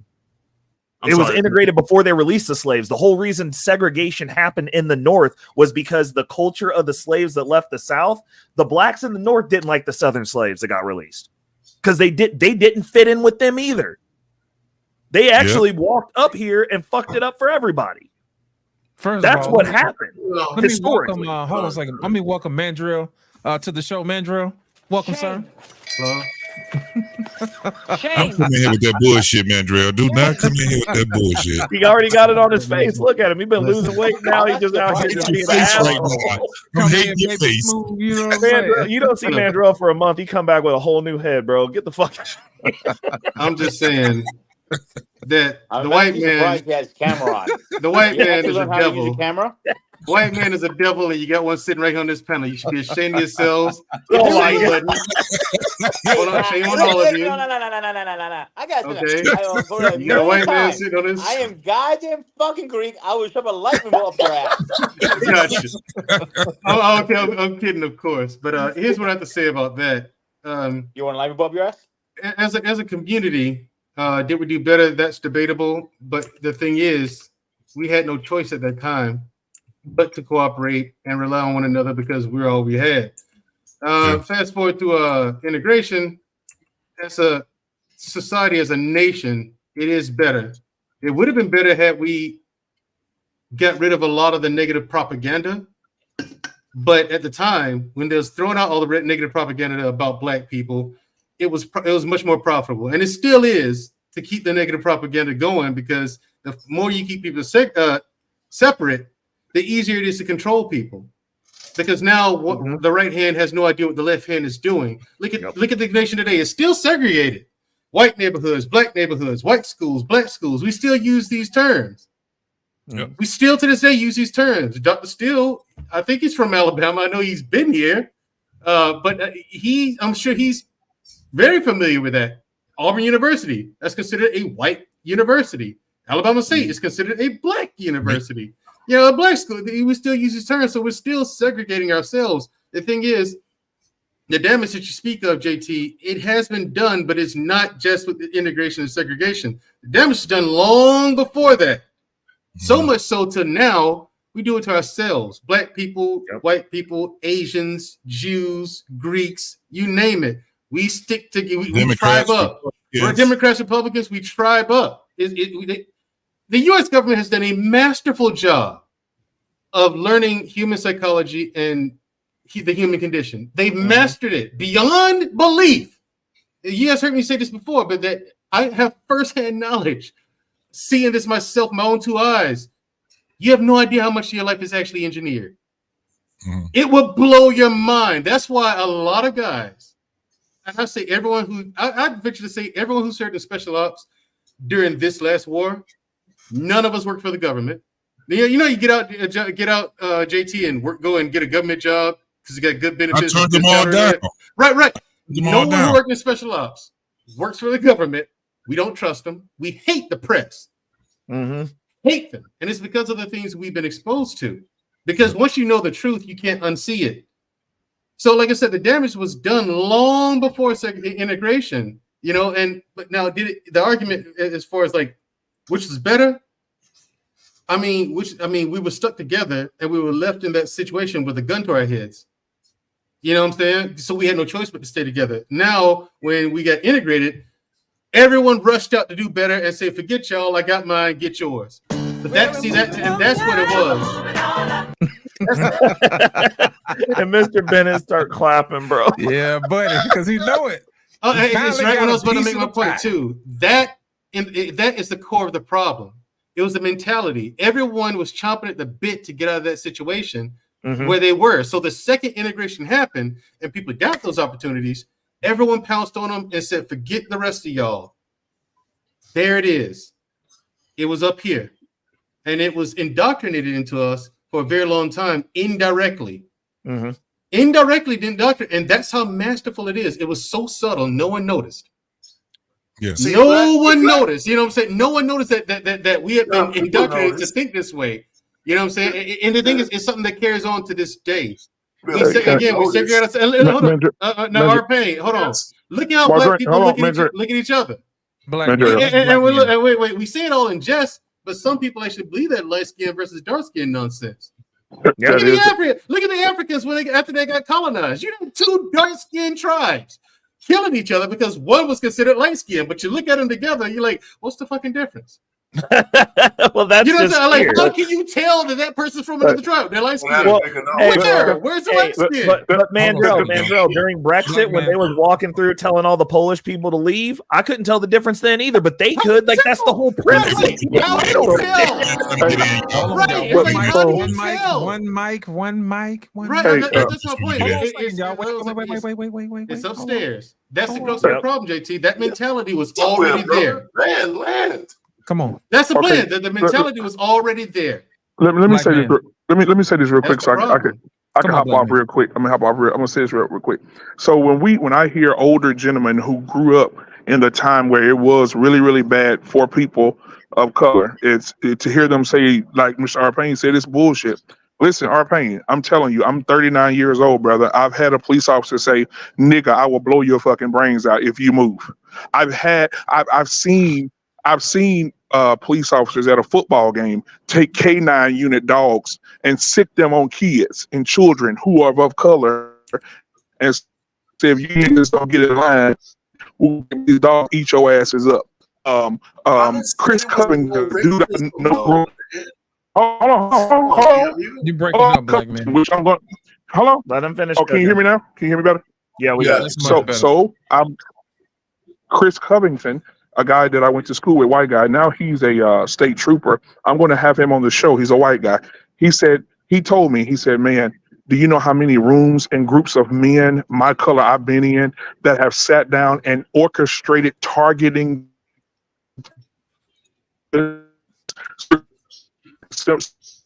He said number the CIA breaking up his mic. You see that? You know, listen, Bill, you're breaking up. Listen, I didn't say there wasn't racism. Yeah, man. I mean, everybody keeps saying I didn't say there wasn't any racism. I'm saying there's no excuse for you not to succeed. Well, no. Hold on, Ray. Let black man finish, man, because his mic was cooking. Hold on a second. Come on, black man. Yeah, my mom going in and out. Even in Louisiana, black man, your mic is trash, sir. Yeah, black man, your mic is trash. Yeah. You gotta be on the road. You Borgin, dog. Yeah. It sounds like you a snowboard. Attention. You got to pull over. Attention, black man unfiltered. Your mic sounds like trash. Please report to the building after school. Please report. Thank you. Yeah, black man unfiltered. Sign your name in the conduct book and meet me in my office after class. Oh my God. That's what it should have been. See, you got to sign his name in the conduct book first. I mean, now here's the thing. Here's the point. Come on, RP. That's not the point I'm trying to say. Well, we know there's racism out there, but what the fuck does it have to do with us moving forward? We're not going to change how people. My sister's a cop. I know there's racist cops out there. I know this too. But what does that have to do with us moving forward? I'm just asking. What are we going to do about that? Well, the reality of it is, it's like I said, like the whole black-white deal.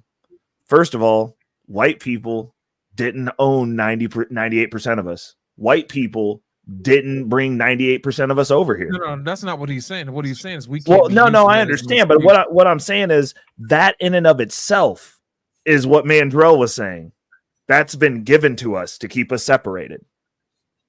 That's the reality of it, because those people who hate us because they thought that they owned us didn't own 90% of the slaves. 2% is split up between some black people and white people. To speak to what Arpain was saying, what's stopping us from changing our own minds? I'm thinking that I'm telling you, it's that whole thing where we got to spend black dollars. We got to do only black stuff. We want people to include us, but we want to exclude them. You dig what I'm saying? We're in America, and we're looking as if we're a team.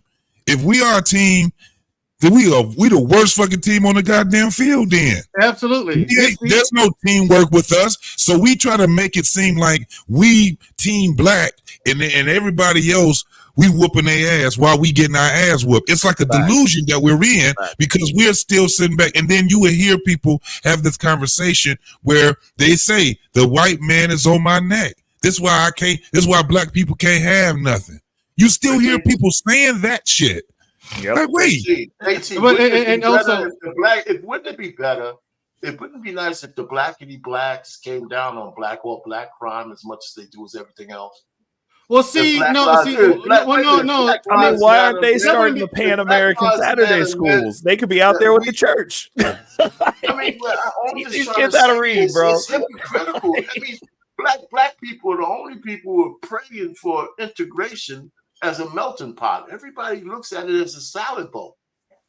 You know, yes. we're the only ones who want to integrate. If it wasn't for black people, nobody would integrate here. They would be in their own little enclaves and deal with each other barter system style. You know what I'm hearing the double speak again. So again, are we pro? Should we be in our own silos, or should we integrate? I'm hearing both. Just in this integrated. We are integrated. My thing is this: we're already integrated. The damage is done. The integration is there. But are you saying that the integration? Me and Mandrell representing two different shades of yellow. We integrated. You got Lost in Translation representing a third shade of yellow. We integrated, bro. I think the separatism that we have in our mind. Think what I'm saying. Yeah. When you hear black folks, we talk about America as if we're foreigners in America. That's right. JT, that part. Like one more goddamn nigga come out of white man's mouth, I'm packing my bags and I'm going to Africa. And you ain't going no goddamn where. Here's an example right here, okay? Like, okay, you guys know I'm a personal trainer. I also do online personal training. Right. Which is actually cheaper than hiring me in person. But black people, nothing but excuses and whining. Every other race out there has hired me. Every single one. And I'm like, it's Mr. Bennett. I've talked to him one-on-one, offline, like on the phone about pricing, because I'm like, okay, from a consumer standpoint, what would be the justifiable cost of this since I'm not in person? He helped me work the math out. So he knows. I'm like, it's way cheaper. It's 3 times more expensive to hire me in person than what I'm charging for online personal training. 3 times. Nothing but complaining and whining for black people. And every other race has hired me. Let me ask you a question. And here's the thing. I tell people about it and they don't even, and the first consult is free. The first conversation to work shit out is free. They won't even do that. Mandrell, so that's the thing. Is it the fact that your services is such a bargain, or do you not have proper marketing? Do you have a sexy spokesperson to model and show off how sound like well, a business how proposal. well. Hey, I'm just saying, man. So you saying sometimes it's all Mandrell should about show up the- a barefoot the bear in the towel? presentation. You understand what I'm saying? It's all about the presentation, The man. presentation, You right? should text those Right, pecs. you know. You should text those pecs. You got to give Mandrell, people and a show peek. those Listen, Ready? Mandrell, as a marketer, you got to give people a peek into the future. Say, yes, this body can be yours if the price is right. You Oh understand my what I'm saying? God. The price is Blah, right. blah, Like I blah, said, blah, it is blah. 3 times just more saying, expensive bro. than in person. You gotta have. He You was gotta just Mandrell, complaining you gotta about Yeah, so sell- Mandrell, get ready for lost your in photo shoot. translation, and now you're gonna Listen, talk I know, about right? his price is You right, gotta bro. sell the dream, Talk about his Mandrell. body, bro. You got to sell the dream, Mandrell. I'm just saying, man. I'm just saying. Yeah. Here's the thing. Like I was, because I'm gonna get to paid ass in a few months. You know what I'm saying? Because that's gonna be the thing that really elevates it because it's doing well now. But the shock and the disappointment of it all is that, you know, it's just like, I mean, it's people prove the stereotype. Black people don't support one another. And I'll look, I don't even talk to other races about it. They find me on their own. I tell black people Mandrell, about it Mandrell, all the I'm live a long free day. Like, look at this Mandrell, I'm a strapping free black you. man. I'd like to buy him. Mandrell, I'm a free They you, hire man. me. I'm just like, it is mind-boggling. Mandrell, sell to those who want to buy, sir. Oh, there you go. Yeah, Exactly. That's it. Sell to those who want to buy. Listen, I keep trying to tell us, man, we're gonna have to get good at doing different things. I'll give you an example. Let me ask you a question, gentlemen. When was the last time you went to somebody and had them tailor your suit? Was that a black man or a black woman? Jew. Jew. Okay. My thing is this. Let me ask you this. When was the last time you went to have your shoes cobbled from a cobbler? Was he black or was he white? No, he went white. Last year. He was Korean. Korean. Okay. Now Black guy. I say that to say this. There are multiple professions in the world. Why do we concentrate specifically on certain ones? My thing is this: we can provide a service, but our thing is this: we always want to gravitate to what's hot. What's hot right now is tech. What was hot in the early 2000s was the internet. What was hot back in the 60s and 70s was go to school to be a doctor. What was hot before that was being farmers. So my thing is this: we've always still had tailors. We've always still had cobblers. My thing is this: there is such few numbers that people don't actually use that and go into those particular professions. I think that in the future we're gonna have a problem because I have a tailor, and she does all my suits. But I'm thinking to myself, if she passes away, I'm screwed. She doesn't have a daughter. She doesn't have a son. My cobbler doesn't have a son. My thing is this: those professions will go away. My thing is this: we're gonna have to get out of the mindset of specializing everybody doing the same thing. Everybody can't wash cars. Everybody can't cut hair. Everybody can't sell fish on Saturday. That's all I'm saying. We have to diversify our portfolio. And we're gonna Look, have to but you start forgot the providing 80s, bro. You different forgot the services. 80s. In the 80s, landscaping was a very big thing. Oh, My yes. father Yeah, started. grass. It wasn't a whole bunch of people doing it, and he made a lot of money. Now you got to be bonded. You got to have all kind of shit going on right now Right. in order for you to even, get into business. So yeah, that was another thing that was really, and it's still landscaping is a big profession.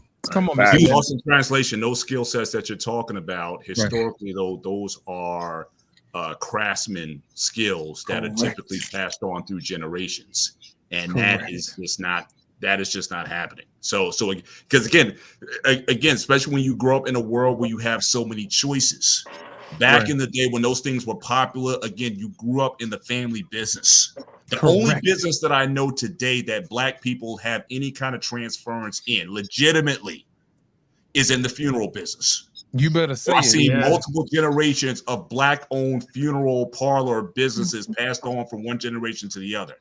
All these other ones, they're not doing it. They don't, if I'm a kid, I don't want to be a cobbler like my father was. I don't want to be a tailor like my father was, or a seamstress like my mother was. I remember Reggie Jackson. He's my favorite baseball player of all time. And his father was what they call a haberdasher. I mean, he was that. He was a tailor. Tailor, yeah. Yeah, that's what a haberdasher is. He's like, look, I want to play baseball. And there was an opportunity for him to take that on. It's like when you have a world where you have so many things offered on the plate for you to go into, more times than not, these kids will want to do, even just for the simple fact, just to get away. I think there's a rebellious spirit a lot of times, and especially in boys. But to want to do something that your father didn't do, no matter how successful it was. Yes. You want your own individuality, and that oftentimes leads you away from doing that, especially if someone's offering something else differently to you. Right. I want to welcome to the show, Trey. Before y'all go, Trey, welcome to the show, sir. What did you want to add to it, man? Come on, talk to us. Thank you, brother, for bringing me up. And excuse me. Just want to shout out to everybody that's here. You know, it's always good when I listen to men talk amongst men, because I always believe that iron sharpens iron. So that's who we are, brother Reckless. I know you're reckless, so you know it's all right. You know, I'll say this from 2 points of views. I spent 16 years in Chicago school system, and I'm talking about. You give me the worst neighborhood. I've been there. I walked, set at tables, walked in bedrooms. I've seen a lot. And coming up in the late 70s, 80s, I graduated high school in 86. You know, I remember, and me and my friends always talk about back in elementary school, before they started busing, Black children were being taught by Black teachers. The Black teacher went to church with your grandmama, and she could give grandmama a report, and by the time you come back to school on Monday, you done had a spanking and a good tongue lashing by 6 members of your family. Once they started taking children and moving them 4 or 5 neighborhoods away, that's when the problems began. And then welfare took off, because mama can't get to you going to school 3 bucks, 10 miles away. She can't do that. So the dynamic began to change, say, early 90. Feminism, we all know, took the father out the house. When that crap hit them streets, it took the mother out the house. Yep. It's incentivized to the mothers to put their child, little nup, that son that looked just like you with that big nose, it's incentivized to put him on the, first of all, label him, say he has these problems. He probably did, and the funny thing about it, he probably didn't even eat a proper meal the night before. A lot of y'all get grumpy if y'all miss lunch. So just imagine a child who doesn't even understand that. Yep. They go through it, male or female. And then at certain points, those children, they need a little more structure. But if mama is trying to, take care of her business, it's hard. And we all know the women are going to hold each other accountable and say, you know what, mama was a little out there having these babies. But now, I've always said, because then I worked in foster care in the state. I was working for the state of Illinois. When I got to Illinois in 2004, it was 400,000 children in foster care in one county. I had 2 mothers with 25 children. Oof. 3 of them made it out just through consistency. And that's why I've always said this, as far as we as men, I know, it may seem like, it's up to everybody to make a decision and get to that point. But a lot of children of color are coming in through the back door from the beginning.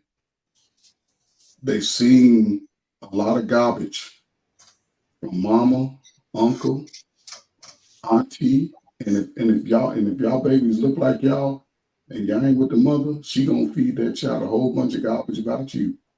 Mm-hmm. And then you get to a point where a child turns 14 or 15 once he done came on his went through that little, I guess your little manhood process. If he doesn't get a righteous man in his life, he's going to live whatever life is easiest path for him.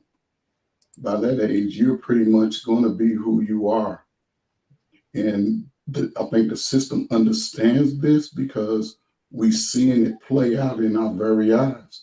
A lot of men, 35 and under, they are struggling through the most dynamic time of their life. This is when they should be building the process. I believe it, our brother Payne.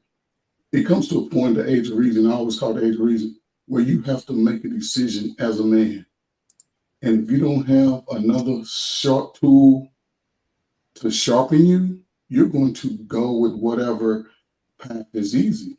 And we've seen it play out. This is probably the most critical time in our time today. And I think every man needs to find a point in his life, a young man, he needs to get away from the mama's womb, whether it's an hour away, 2 hours. But mama will say, no, baby, stay me. And she'll push that daughter out there like, go. I taught you how to survive, go survive.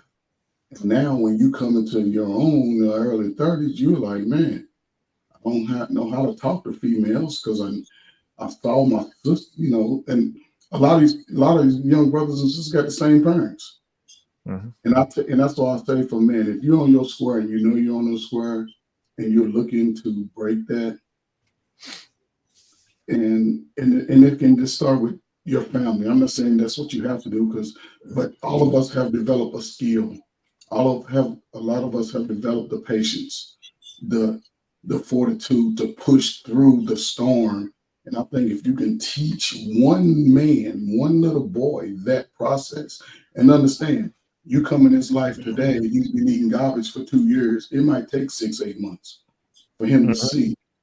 But then to me, I've always spoke this to a lot of men. I've mentored and counseled and gave life coaching and life skills coaching to about 5,000 young men in Chicago.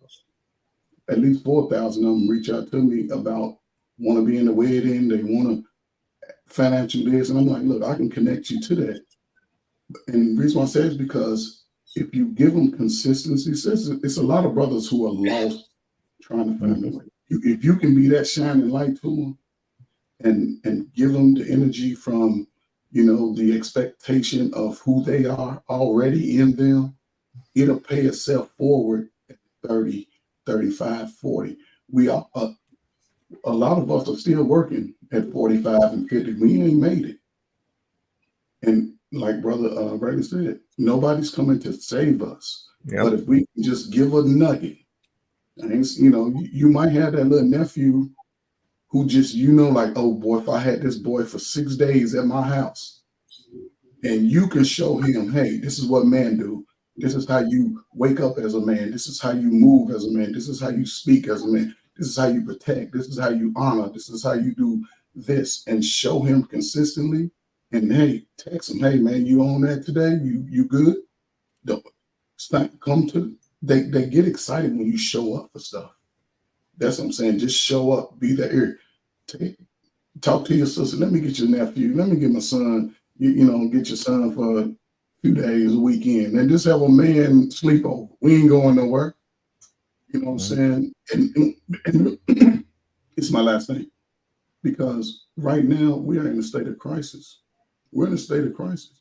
They're not building these new apartment buildings for brothers and sisters. They don't want to be in the streets. They're not doing all this for us. And think about it, most of us are loyal to America anyway. We ain't going no daggone work. We might go for a vacation 2 or 3 weeks, but you bring yourself right back to 3822 High Lane, and you go get in your nice car, and that's what I'm saying. And that's why I think if we can continue to have these spaces and come to it and understand that we all have differences of thoughts and processes, but if we stick together, no matter what, then we can gradually see it. But I'm 55. I don't think I'm gonna see it, because the women are teaching the young girls. My last thing, look at a 17-year-old girl and look at a 55-year-old girl. They all dress the same, act the same, talk the same uniform since Baps. Get mad at her. She said this is the uniform. They've been wearing the same uniform for 35 years, and now they're adults and they have children, and the same message is being pumped. We just have to be consistent and pump that message to our younger men. And I hope, you know, we can save that warrior class, because I'm not a sharpshooter anymore. I'm not an expert. I can load a weapon though. I can pass it to you, young buck. I can show you how to dig that trench. I can show you how to get in that foxhole, but you're gonna have to help me down. But yeah, I think it just pays itself forward when, you know, we just take our feelings out of it, because I don't care about nobody's feelings, and just deal in truth and logic, and we'll be okay. I appreciate y'all, man. Thank you, Thank you. No. Listen, you know what? I just thought about something that you said, Trey. Back in the day, man, folks used to have guys trips where they go out hunting. You know, they put the camouflage on. They go out there and kill something and drag it home. You know what I'm saying? That ain't something that we do no more, man. You know, these kids, they have these little 45s or whatever, but they ain't got no rifles for real. They don't know how to sneak up on deer. You know what I'm saying? They don't know to have a tree stand and just sit there and wait. You know, have the little lodge where they meet up or whatever, you know what I'm saying, and have these conversations away from the women folk, you know what I mean, and sharpen your iron, and you come back, you're a new man, you know what I'm saying? Yep. You don't do that anymore, man. What's the deal with that? Mr. Bennett, what do you say to that, man? Do you think guys should get together and say, hey, look, this is how we're going to move forward, going forward? Oh, no question, because I don't think when you said we don't do that anymore, I don't know if that was ever done in mass. Right. So I think this is something that is new, that is burgeoning, that I think we need to start thinking about. Having youth camps, having youth, you know, that back in the day in this area, they used to have that summer program. You went down the south for the summer. You spend it down there. You on the farm. You're doing all kinds of stuff. You got out of your environment. I think certainly if there's opportunities for to get these kids, these youths 8 to 14, years old, you put them out, you totally isolate them, and you teach them these life skills, and really, I think more so just having the presence of a black man. I know my nephew, he works with this program that he created called Real Men Teach, where he's an advocate for having black men in the classroom, because that's something that we miss a lot of times. The presence of a black man. I remember every black male teacher I ever had. It's just something. Yeah.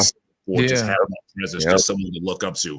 One guy, Mr. Bailey, he came to school every day in a 3-piece suit. He had the vest, everything. Everybody had one of them guys. I mean, sharp. I mean, but he was a father figure to all of us. I mean, so again, that leaving that impact. So I think we need to start thinking more so out the box in terms of locally working. Again, if you belong to a church, in fact, I just my pastor reached out to me recently, and he was saying, some ideas that you have, and I advocate for something like that. Let's get some guys from all different types of sectors, from physical to education to law enforcement or whatever, and let's take these kids away from their environment and put them in a place where they can be around and see the image, what a proper image of a black man, a black male role model should be.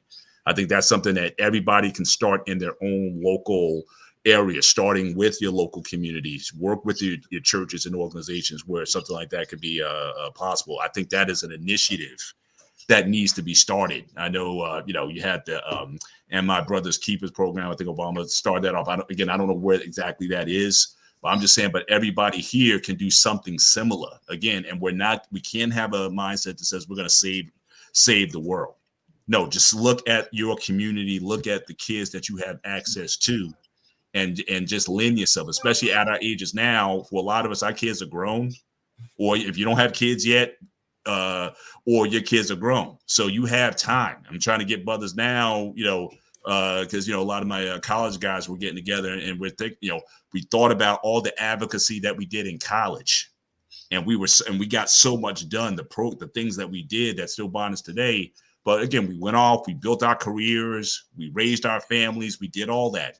Now it's almost getting to the point now. So now it's time for us to buy in again, get back in the fight. When we were undergrad and we were shutting down the university through marches or whatever we were doing, or bringing advocacy to the schools or whatnot. Now you would think we should be able to do more of that because we have more knowledge and wisdom, because we have more means and access to things. But I think for some of us, the mindset is, obviously when you have something, that's the problem. When you're young and radical, there's no fear of anything. But I think a lot of times older men, we fear of losing a lot of times what we built our reputations or whatever.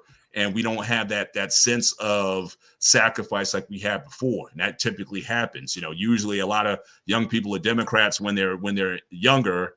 You become more Republican when you get older because you get conservative. Yeah. Because you got something you want to hold on to. But I think in that conservatism, you still you lose some of that activism. So I think that we're trying to get some guys down and say, what can we do? What can we get back to? We just had an alumni, Rutgers alumni banquet last week, and there's just a buzz there. What can we do that we can really start to pour into, at the very least, the students that are at the university now?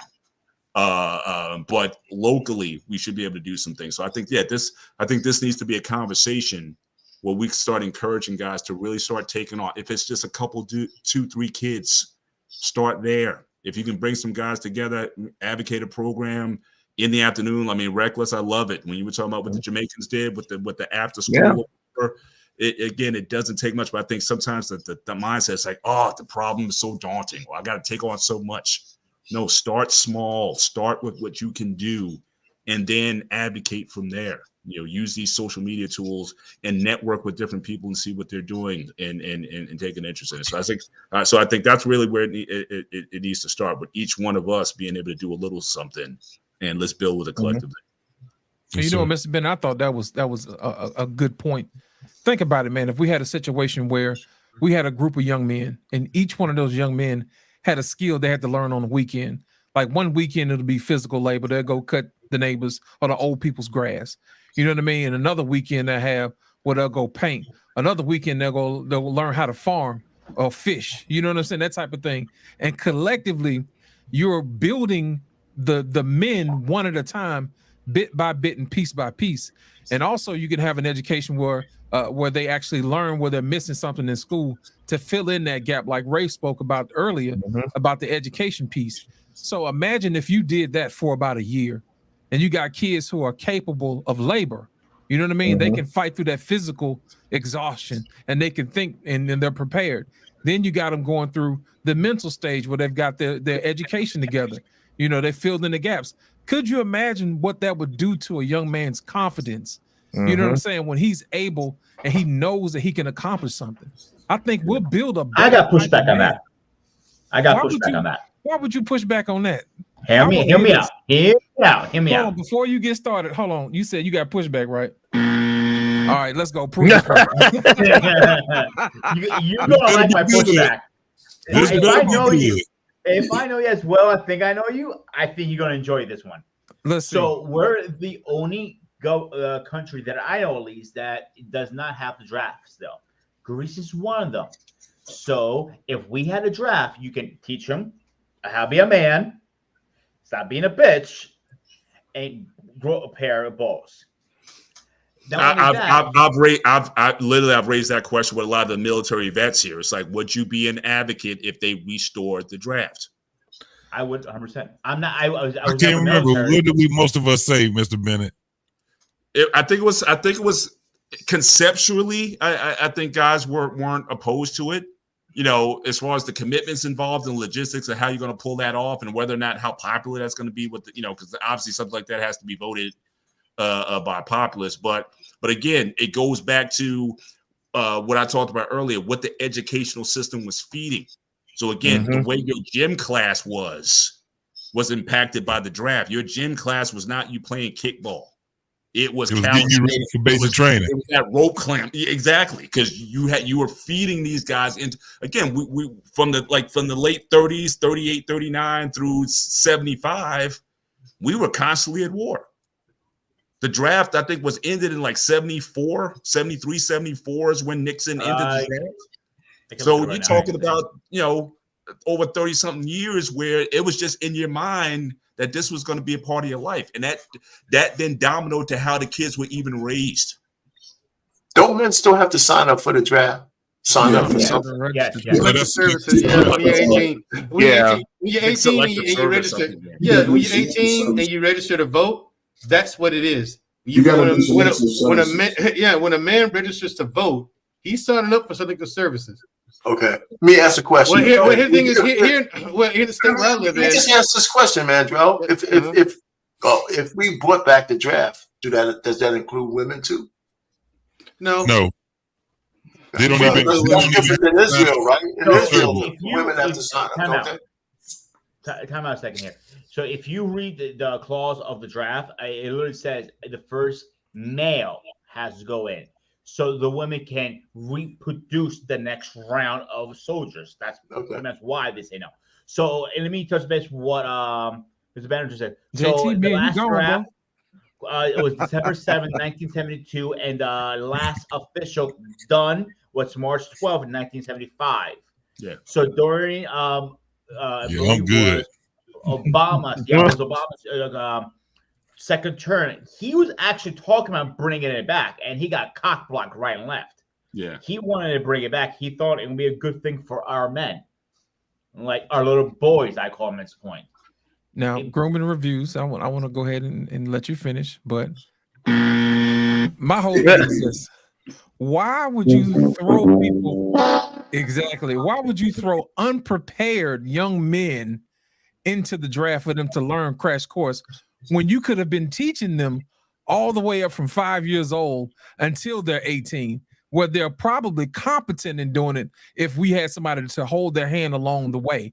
You see what I'm saying? You would probably build a better man if you grew them up step by step, little by little, versus crash coursing them 3 and 4 months into the military. But unfortunately, that's just not how necessity works. Again, Yeah, I agree with that. Mother necessity is the mother of invention. So Right. the idea is when we have to, is when we do things, and we don't think that view of let's build over time. No, when we're forced to do something, we have to do it. We were forced into the atomic age by the Germans and those German Jews when Einstein wrote Roosevelt saying, "Look, they working on this. They're about to split the atom. You guys better get your game together and get your stuff together." We didn't have watch Oppenheimer. We didn't have a nuclear physics collegiate program in the country.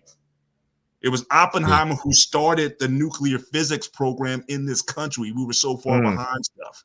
So we had to be scared into innovation. That's just usually how it works for us. Yeah. We're not motivated by inspiration. But It's these parameters. can I just comment on, in regards to at least some type of solution? I think, like someone just mentioned, starting at the draft, I think that's too late for the urban young man, the guy that's living in these urban communities.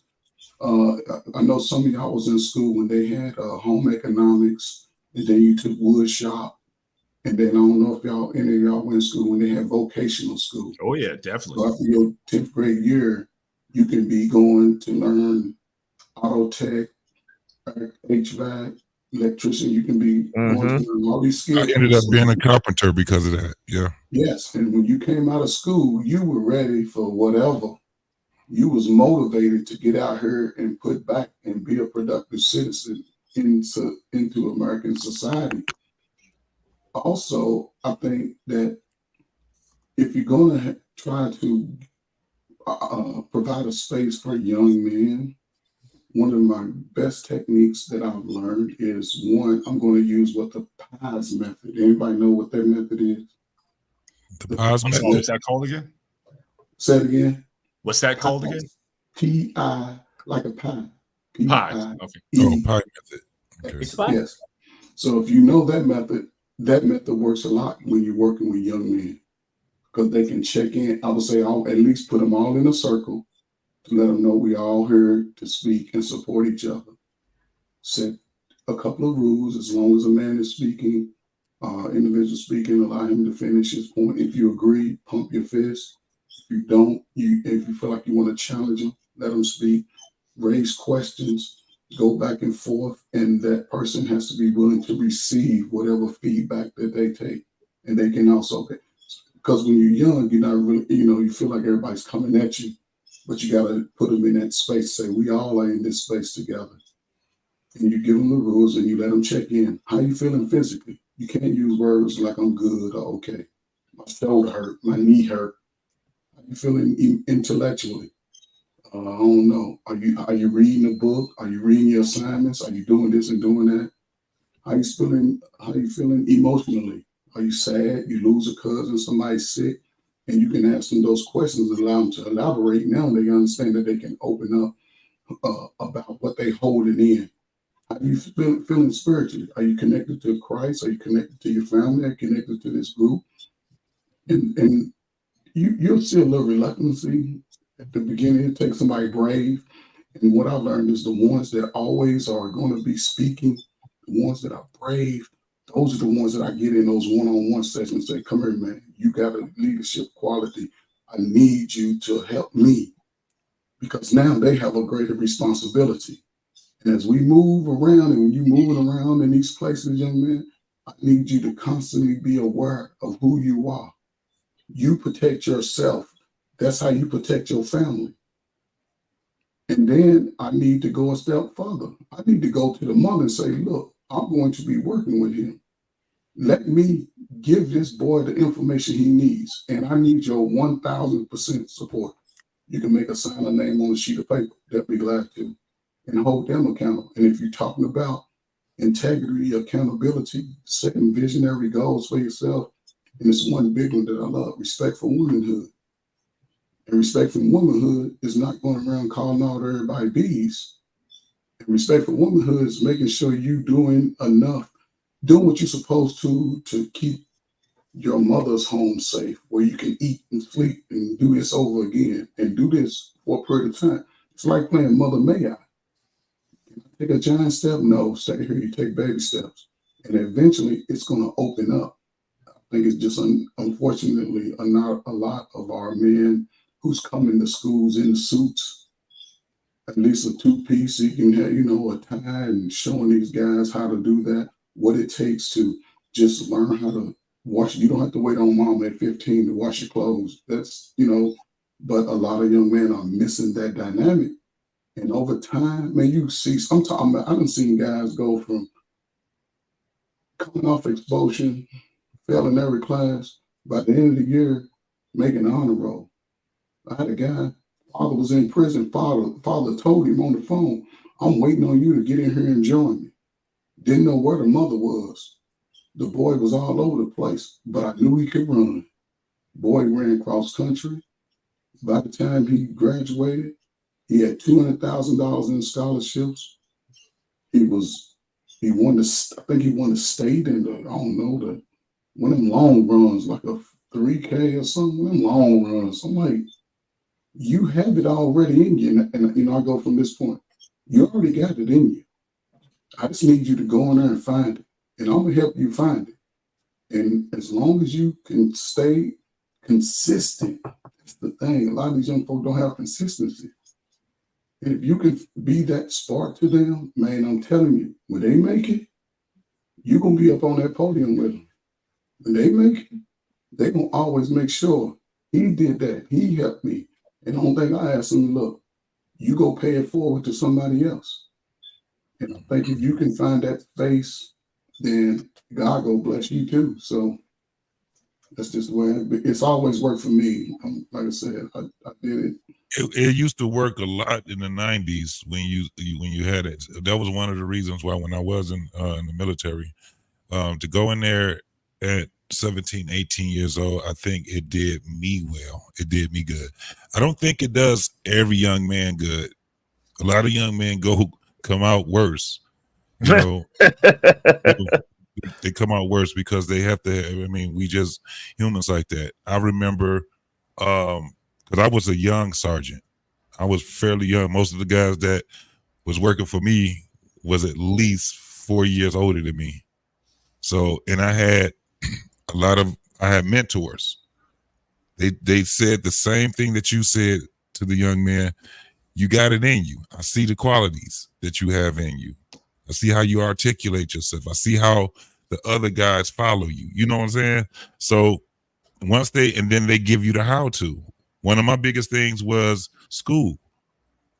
Once I got out of high school, I did not want to go back to no damn school no more. I'm like, man, this shit was crazy. I loved it in my last 2 years because I was in Votech, and I learned, I was scared of math.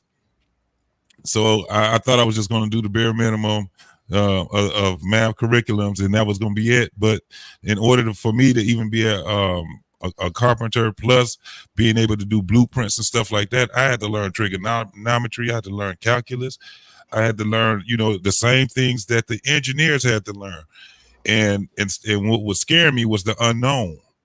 That was it. It was just the unknown. Because once I got into it, especially started doing math, once I started learning how to do formulas and what a hypothesis is and all these different things in math that you had to learn. And then I understood there's an order to this and there's an order to that. It was just like doing a puzzle, and it actually ended up being fun. I went to the military and ended up becoming a mechanic. 2 skills I got. Yeah. 2 skills I got. That's my point. Basic engines, yeah, caterpillars, you know what I'm saying? Turbine engines, that's the M1 engines, hydraulic brakes. Like every one of these I was getting qualified, ASC qualified, all these different things. So I understood exactly what you're saying. Once that young man started getting scholarships, he's getting awards here and there. And this is in a short time that these things are happening. It's because he started to tap into what he already had in him. What we have to do is get our young folks to understand that they already have it in them. A lot of things that's sidetracking us as a community is that we have a lot of adults that scared to touch and talk to the younger kids. They're scared to talk to them. They still speak the same thing. I was in my high school wasn't really rough, but you know, teenagers can be a little intimidating sometimes, especially when they're around, they acting clowns and all of this stuff. They ain't got no respect and all these different things. Right.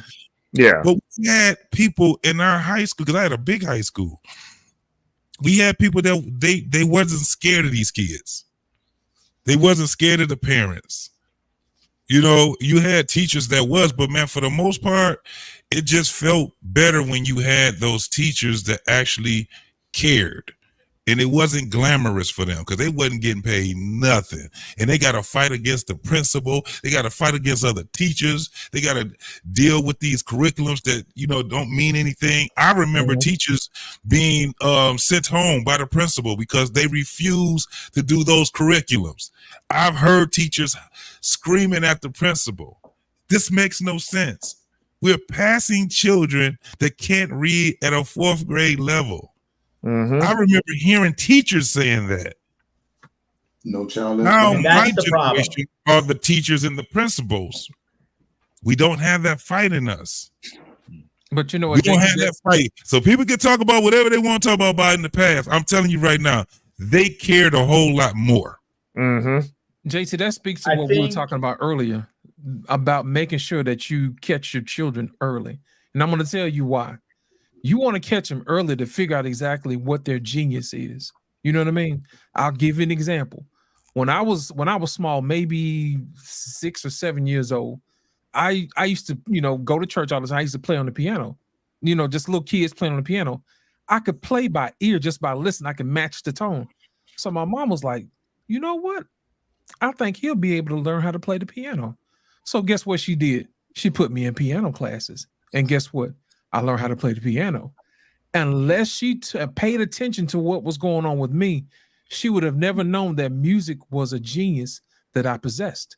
So that's the reason why I say you have to expose your children to as much stuff as you can to reveal that genius. Now, once you discover what that genius is, it's up to you as a parent to hone that genius into a skill that serves that child's purpose in life. Because once they find out they can do something that's easy for them, that comes by them, then they can serve the world a whole lot better. And then sometimes kids have more than one genius. You see what I'm saying? But we'll never know unless we expose them to them early. Well, and make education a part of something that they enjoy versus something that they have to do. But Lost, you're introducing what I think I came into this program with. This is the paradigm. This is the paradox that we're dealing with. Before I get to that, I did want to go back and address Trey on another paradox. You talked about those classes we used to have, home ec and trades and ownership and metal shop and all those things back in the day. But this is where the Gen Xers messed it up. And the later baby boomers. We look down on those skills and trades. Going to college to major in English. Be in debt forever. Then those trades, we used to call auto mechanics, we had names for them, we called them grease monkeys. Yes. So again, the idea, kid tech, the perception is that kid was not intelligent enough to learn Shakespeare and the arts and all those other things. So again, we put a major stigma on that I think really hurt a group of people, where those skills, they would have been better served in learning and mastering those skills, and we would have had more skillsmen and tradesmen in those areas that would still have relevancy today. So I think what I talked about earlier, we need to change that perception. But we had social engineering had a lot to do with that. It wasn't just a baby boomer's choice. Social engineering, Mr. Bennett, had a lot to do with. No, he wasn't talking about the boomers. He was talking about the Xers. No, Gen Xers too. The fact is that they needed people to fill those universities. A lot of people, even in Gen X, were first generation graduates from college. Mm-hmm. You had to trick people into doing that. Right. So I'm saying the messaging that came from the late boomers and the early Gen Xers. I say it was the corporations and the colleges and universities. Okay. But the message is coming through the parents, though, to the children. Even I won't disagree with you that there was a government initiative I think it's social engineering program. I got you. Make those people make those choices. Let me throw a monkey wrench here really fast for you guys. All right, but let me just address. Hang on, let me just go back to loss, because again, I talked about this paradox earlier. Again, it sounds great on to bring out the genius in your kid. If your kid is in arts or piano or whatever, but then you have this practical, like I said, in the 40s, 50s, and 60s, there was a nationwide initiative to drive kids into STEM. Because of the space race, because of the Cold War, whatever, we needed those resources, we needed those brains for that effort. No one paid attention to liberal arts, right? That was so. But what you're talking about, though, in a way, is a form of liberal arts. I mean, yes, you can have all those skills, and we can, raise our kids, identify the talent in the kids, and let them go in that matter. But then they still have to live in this world that pays you for certain skills. And I know you can certainly walk and chew gum and say, yes, you can have your piano skill and learn a tech trade and all that. But I think that's the problem. It's like we're not learning how to chew gum and walk at the same time. A lot of kids have these options to say, I want to go to school and I want to learn Latin literature. Spend $250,000 to do that and come out with no skills. You can barely get a job working in a clothing store at the mall. So how do we, so what is the message should we be bringing to our kids? I think we have to talk about education in terms of ROI, or wherever our kids are going, the return on investment. If you go this path, yes, you got skills, you got genius in this area, but that genius might be better served in maybe a community service effort, or like you said, playing in your church or whatever. But we talking about paying the bills and how to live in 2023 and beyond with all these things going on. There's certain skill sets that allow you to live in this world. And you better have an eye just as much into that versus developing the skill. But unfortunately, we have our kids do anything. Yes, you might be gifted athletically, but I see kids who play sports all year round, football or whatever. You're still only going to get 1% of college Division I athletes are going to make it to the NFL. Right. These kids are not going to, make money playing football, but their whole life is football. And it used to be you had an off season. You played they don't even want you playing multiple sports anymore. Right. No, if you play baseball, that's all you play. So the all around athlete is no more Bo Jacksons. Because everybody wants one thing. So again, where you're going, I get what you're saying about looking at a child, see where their genius is and seeing where skills and developing that, but you still have to pull it back to say, these are some necessities that you must possess, and we're going to make you do these things. And those things, that genius stuff may still have to be secondary when it comes to, your progeny and beyond. So I think but this is the balance that we have to measure, because I think that's what we produce. A lot of creatives but not a lot of skilled people. Here's my thing, Mr. Bennett. What I was saying, welfare roles in the near future if they don't learn the skill. Right. What I was saying is that is just only a portion of what they were talking about. Remember earlier, I was talking about making sure they had physical skills, physical labor, learning how to paint, cut grass, those type of things.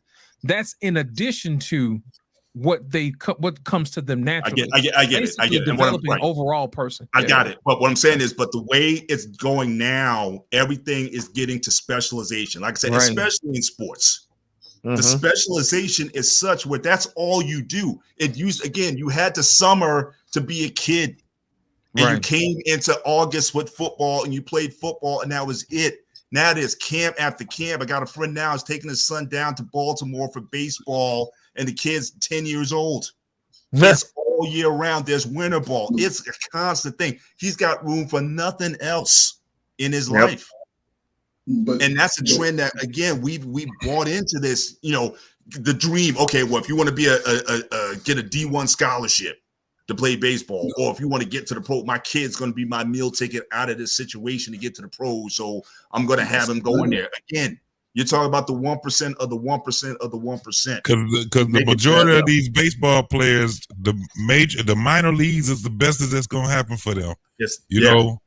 They get there. It's not only that. Like they're tearing their bodies up before they become an adult. Like miles apart. Yeah. But this is the dynamic.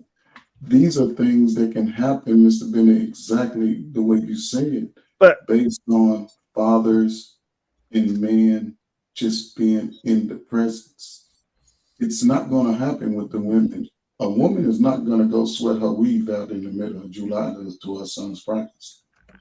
She is not going to take time out of her day and do that. It's a small number. And that's, to me, that's why I think it's important, because there's a lot of good brothers who are looking for an opportunity to at least say, how can I give back?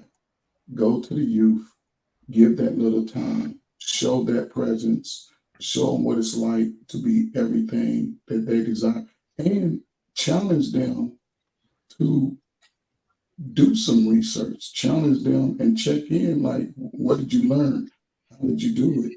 Because to me, I've been a coach a very long time, and I've seen it. I don't know what generation I'm in. Am I Generation X? Because I've been trying to figure it out. Yeah, you Gen X. 65 to 80.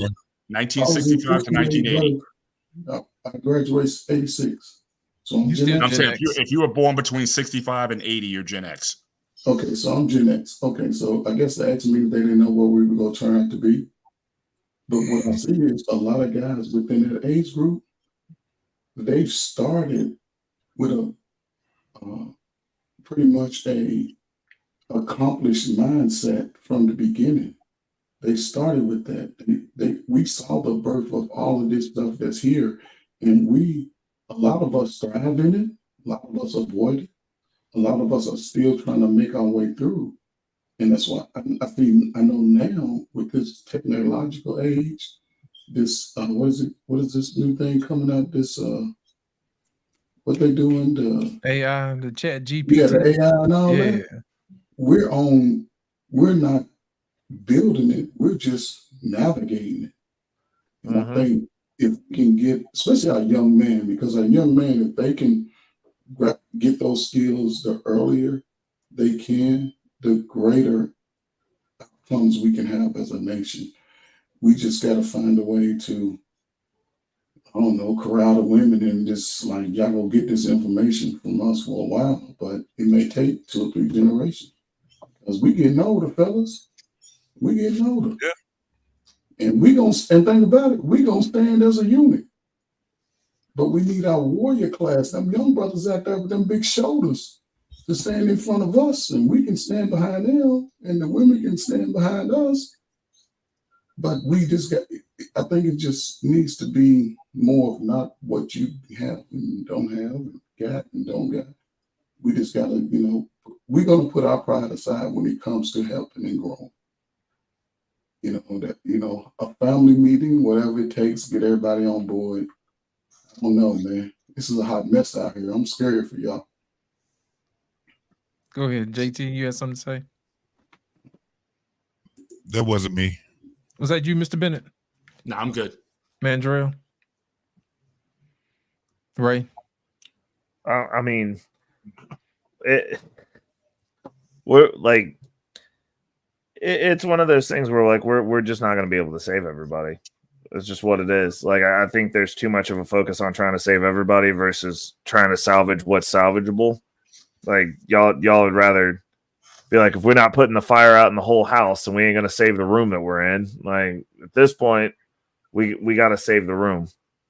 Like the culture is complete garbage. I mean, and what's even sadder is like if you look at what's going on now, they're doing to black women what black women watched them do to black men, which was take control of the narrative and tell us who we are. And now they're doing it to black women, and black women are just like, yeah, we about it. My booty hole brown. Let's talk about it.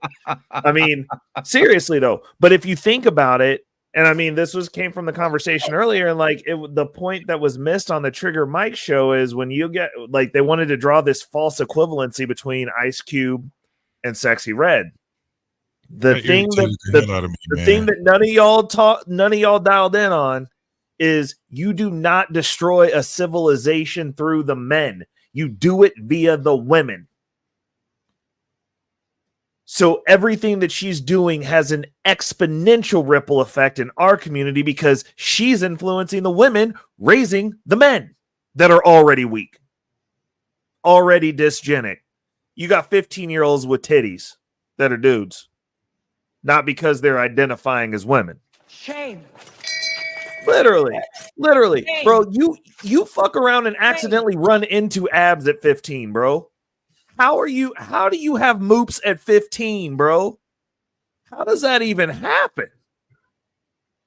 If you between 13 and 20, you should accidentally have abs. Like on accident, you should wake up, roll like for real. Wake up, roll over, and flex funny, and poof, abs are there. And that's the reason what she is doing is worse because they're doing the same rope-a-dope that they did with black men when they wanted to just proliferate and typecast us as we was just gangsters and thugs. Thugs. I'm a thug. And now what do they typecast the women as? Oh, you a thought. But now they're sexually liberated, so they'll accept that message. They're destroying this. They're putting the nail in the coffin of our community. Y'all go.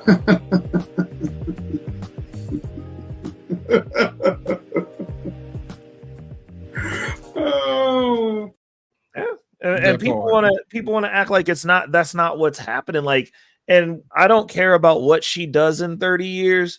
If you destroy your civilization, it really don't matter where you end up or if you become a better person, because I believe that if you destroy your civilization, because what Ice Cube didn't destroy the civilization, because at least you had to be useful as a man to be a thug. I'm just saying. Warrior class. They didn't have pudding thugs, you know what I'm saying? No. You was a warrior class, you a gangster, bro. You are at least useful as a man, bro. You need a thug with sensitivity.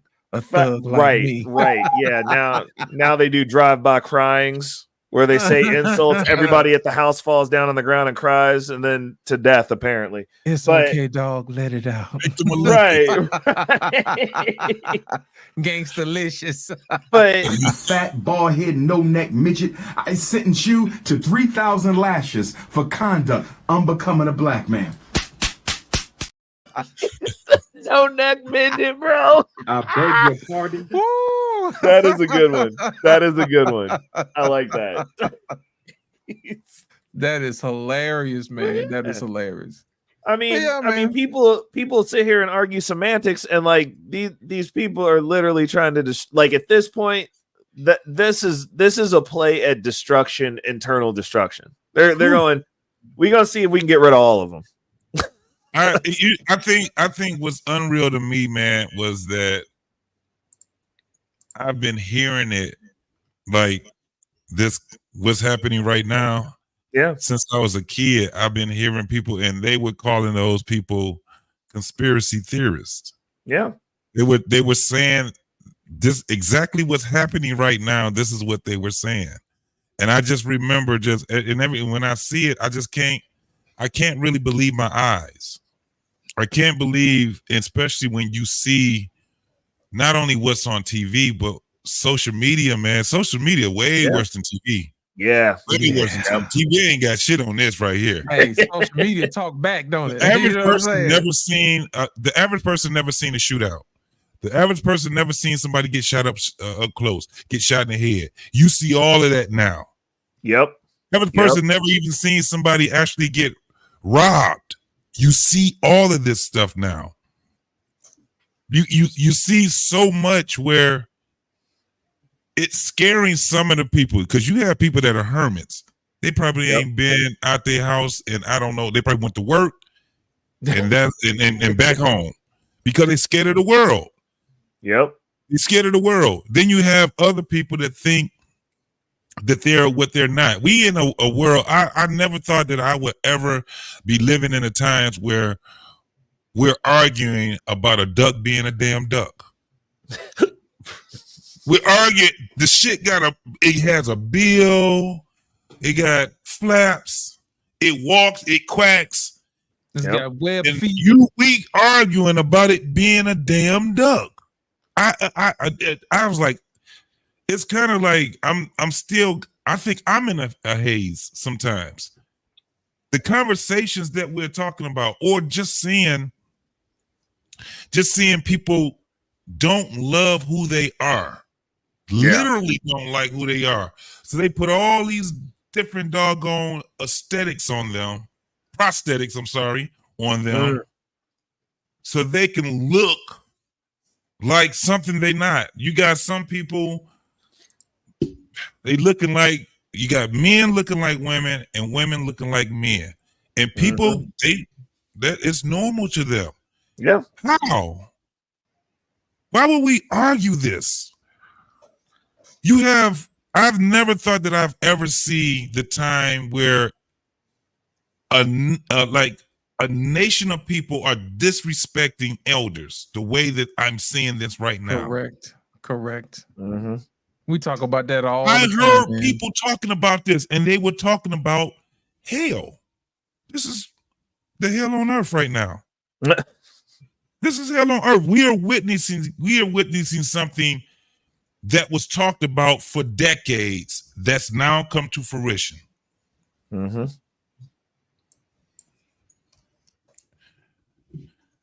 don't know, fellas. Yeah. My whole thing is this, man. We got to do something.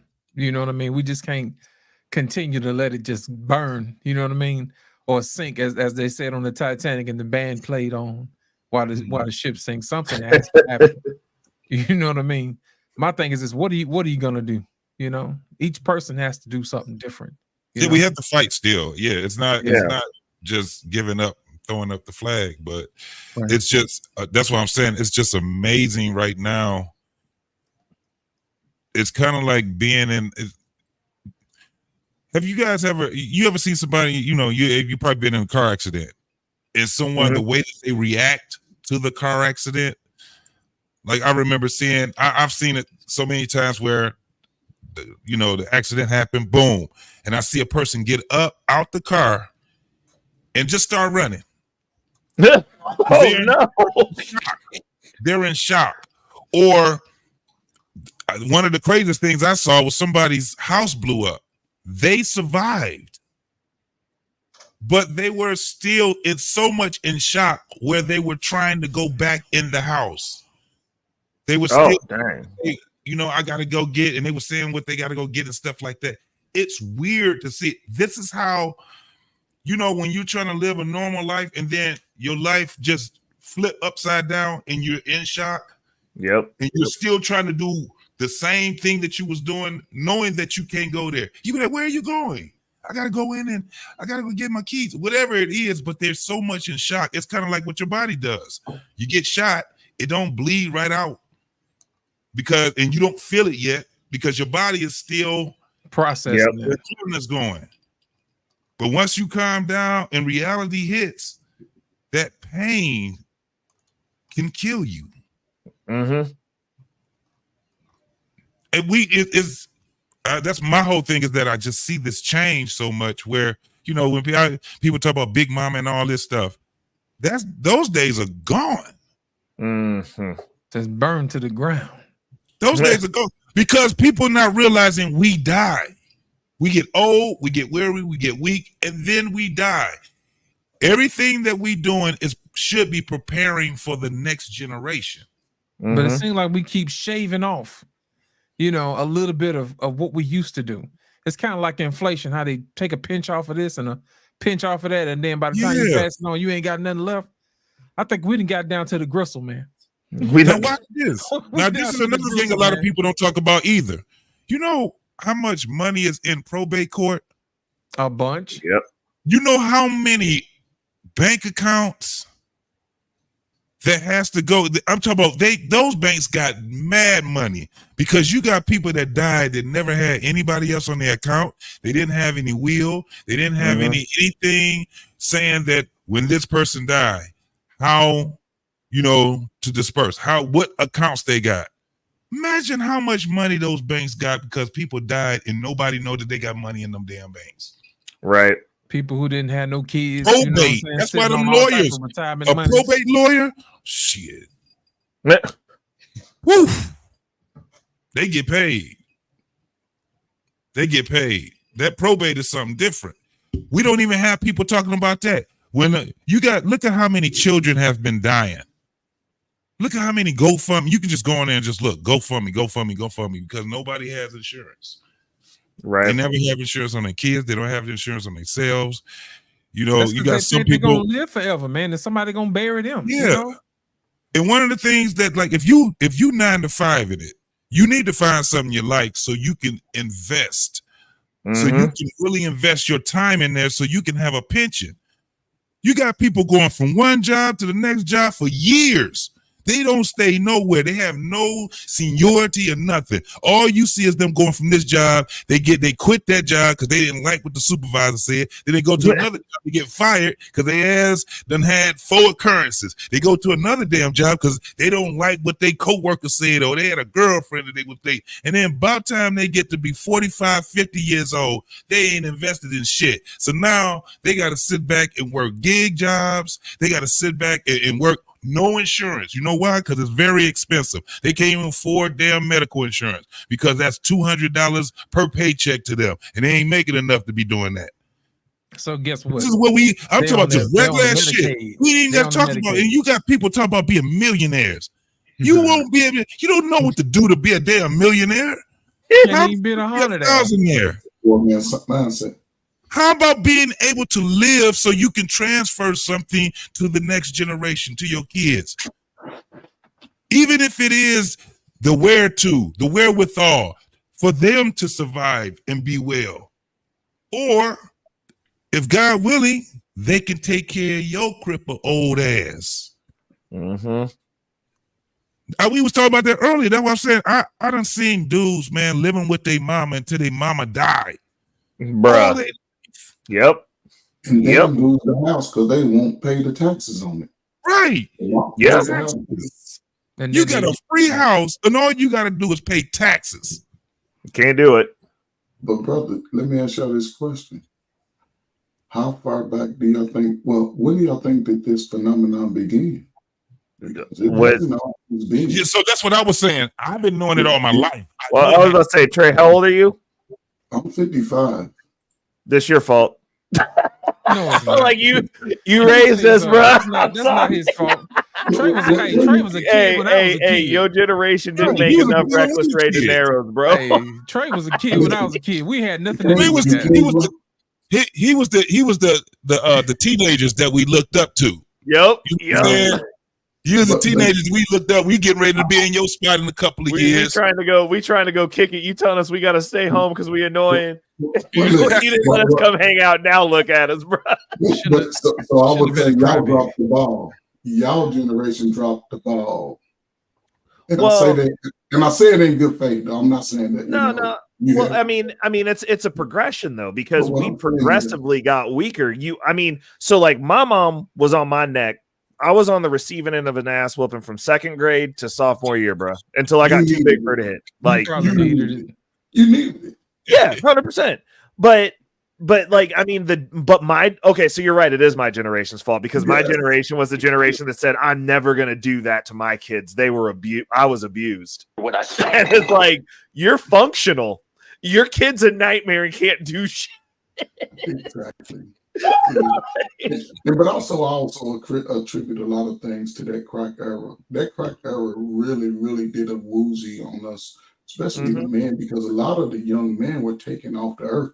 A lot of these brothers, even though they might have been out there, they were at least able to protect to some capacity the youngest brothers and sisters. And once they were either, because either killed through other black men per se, or selling those drugs, you getting the mama hooked on drugs and the sisters. Now everything is in shambles. Yep. So I think that we just reaping. It amazes me how that late 30s and 24, 25-year-old man does not take ownership of his own life. It's everybody else's fault why he don't have it's like working an 8-hour job. It's like, oh, that's slave wages. Like, not even that, but it's like, right. But if you're 17 and 18 and you can get you a job making $16 an hour, living with your mama, you should be living like a king. Facts. I grew up at 335. I thought I was balling. Right. That was $130 a week. Bruh. I was shopping every Saturday, saving money. I'm like, man, my mama let me buy her car. I'll fill it up with gas. I was a king. But now it's like it's more put into vanity. It's more put into, I want my baby to look good, but your baby can't read. And I think that's where women are going to lose out, because a man will pretty much balance all of that out. You fathers here, you all have structure. Your kids see structure. A lot of those kids don't see structure with mama, because remember, your mama went to the church picnic, the family reunion. That was her time to get out. Now they going to the pool party, the tattoo party, and the shake my booty party. They're all the parties, leaving the kids vulnerable to that little pervert brother to molest your kid. It's getting worse and worse and worse. And that's why I say, when I see things like men here, because you have the spirit and you want to be a change agent, get those two, y'all with me. Tell your mama, give me $20 so I can give them some pizza, and you just give them that talk. And it might take 2 or 3 years. It might take, because the life that we don't, and that's why I look at it like the life that we don't save is going to be a life that one of them little young brothers take, and it could be yours. So, I believe you get more bees with honey. And I just look at the times we are in now. Brothers ain't going to the military. Brothers ain't learning the skilled trades. What are you going to do? You cannot walk the streets. And I guarantee you, everybody up here got them a little arsenal somewhere. You ain't going to let no little young punk just snatch everything out from you. And you don't even want to have to take them out. You want to be like, come on, man. You will talk to them. Everybody ain't going to talk to them. But I think we got to get them early. So, yeah. Indeed, that'll work. Yeah. I'm gonna go ahead and wrap everything up. I'm gonna give everybody a chance to give their final thoughts. Great show, gentlemen. Great show. Thank you guys for coming out. We're gonna start with Mandrell. I know he's listening in the clouds. Mandrell, did you have any final thoughts, sir? Nope. We'll move on. Mandrell asleep. Right. Did you have any final thoughts you want to give us, sir? Hey man, we gotta do better. We got to do better collectively. We got to do better individually. It's more important that you do better individually, though, because these problems, the solutions start at your house, in your room, potentially. If your room's a mess, clean your room. But Ray, I don't want to do that. Well, you need to. But Ray, no, wait. Listen, but Ray, if but I hold come on. in there with the quarter and it don't bounce off them sheets, bro, we gonna have a problem. But you telling me you can flip big rig tires, but you can't make a bed, bro? Even though you literally was in a field where I know you had to make a bed, and someone screamed at you while you did it. And listen, ask JT. They would measure the fold of the sheets too, like in the corners. In the corners here, yeah, they will measure the folds of the corners of the whole nine. Then deep cleaners, people like, oh, I don't know how to clean. I'm like, shh. When they come in there and put that glove on and wipe the top of a fan or some shit, or on top of the lockers, like they knew you didn't check it. They know, like they know because you're not thinking to clean that. Like window seals and stuff like that. They know that. So they'll come in there and go straight to a place where they know you don't think to clean up. Do it, and they do it just to fuck you up. Just everybody get down, and everybody got to do like 200 push-ups. It's rough, dude. It was rough. Yeah, it was like, good lord. But yeah, I get it. But Ray, you understand what you're talking about? That's gonna take effort on my part. Yeah, it is. It's gonna take effort. But I don't want to do that. My mom would do it. Listen. The longer you sit and why can't you do it, Ray? Why does it have to be that way? No, here's what I heard. Honestly, I've always heard this. But why does it have to be that way? Hey, bro, someone's honestly said that to me. That is a walking body, and you just keep moving. You just say, "Okay." Yeah, dude. My jaw dropped. I was like, "That's just how it is, dude. You have to put effort into whatever it is you want in life." No, Mandrell, what you do is you give them a basket of fruit, and sit them out in the middle of a forest, and just leave them there, and nature will take care of that for them, or something, dude. It's I hear some crazy stuff, man. It's crazy. Like I literally heard that. He's like, "But why does it have to be that way?" What do you mean? What do you mean? Well, shouldn't someone invent something to help us out with that? I'm like, you do know those people have to put effort into learning how to invent things, right? Somebody had to learn something. I'm like, it was insane. What was you about to say, Mr. Bennett? No, but you get even from the scientific community. Like in fact, I could find the article for you. Said those who have sloppy rooms are amongst the most intelligent among us, and that's where a lot of your inventors and inventions come from these kind of people who all these other parts of their life might not be perfect, but that's just part of their creativity. So it's almost like science is almost justifying. It's like why you don't affect the creativity, which I think is where we put a lot of the emphasis in terms of children education and all that kind of stuff. We want the creative. So if they're going to have the junkie room, let them have the junkie room as long as they develop the next drug. Or my room is organized chaos, but I make the bed every day. The premise is you make the bed every day. It's discipline. There's nobody who's completely.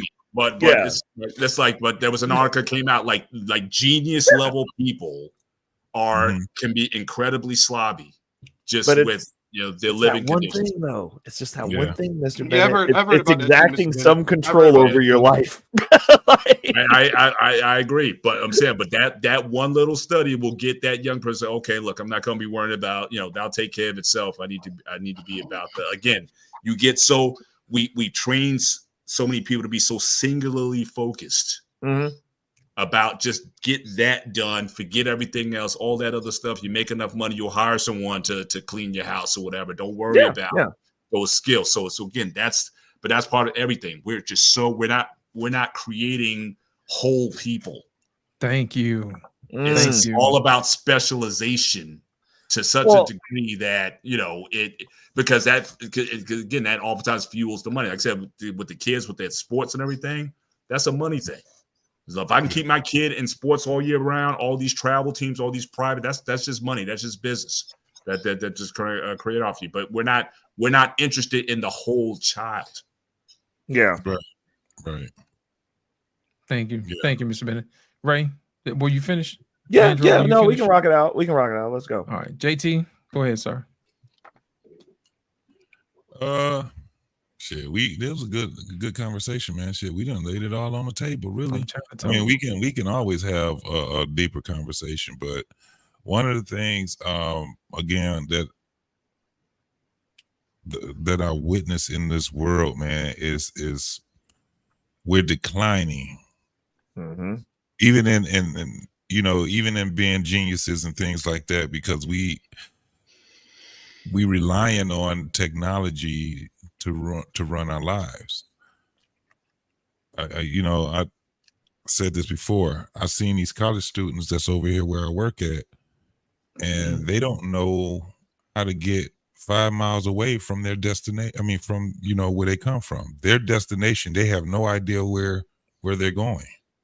They use the phone for everything, you know. So it's kind of like they got an app for everything now. They don't even go out and enjoy outdoors. And it's funny because even like myself, I just gotten to a point where I don't really use my phone like that anymore.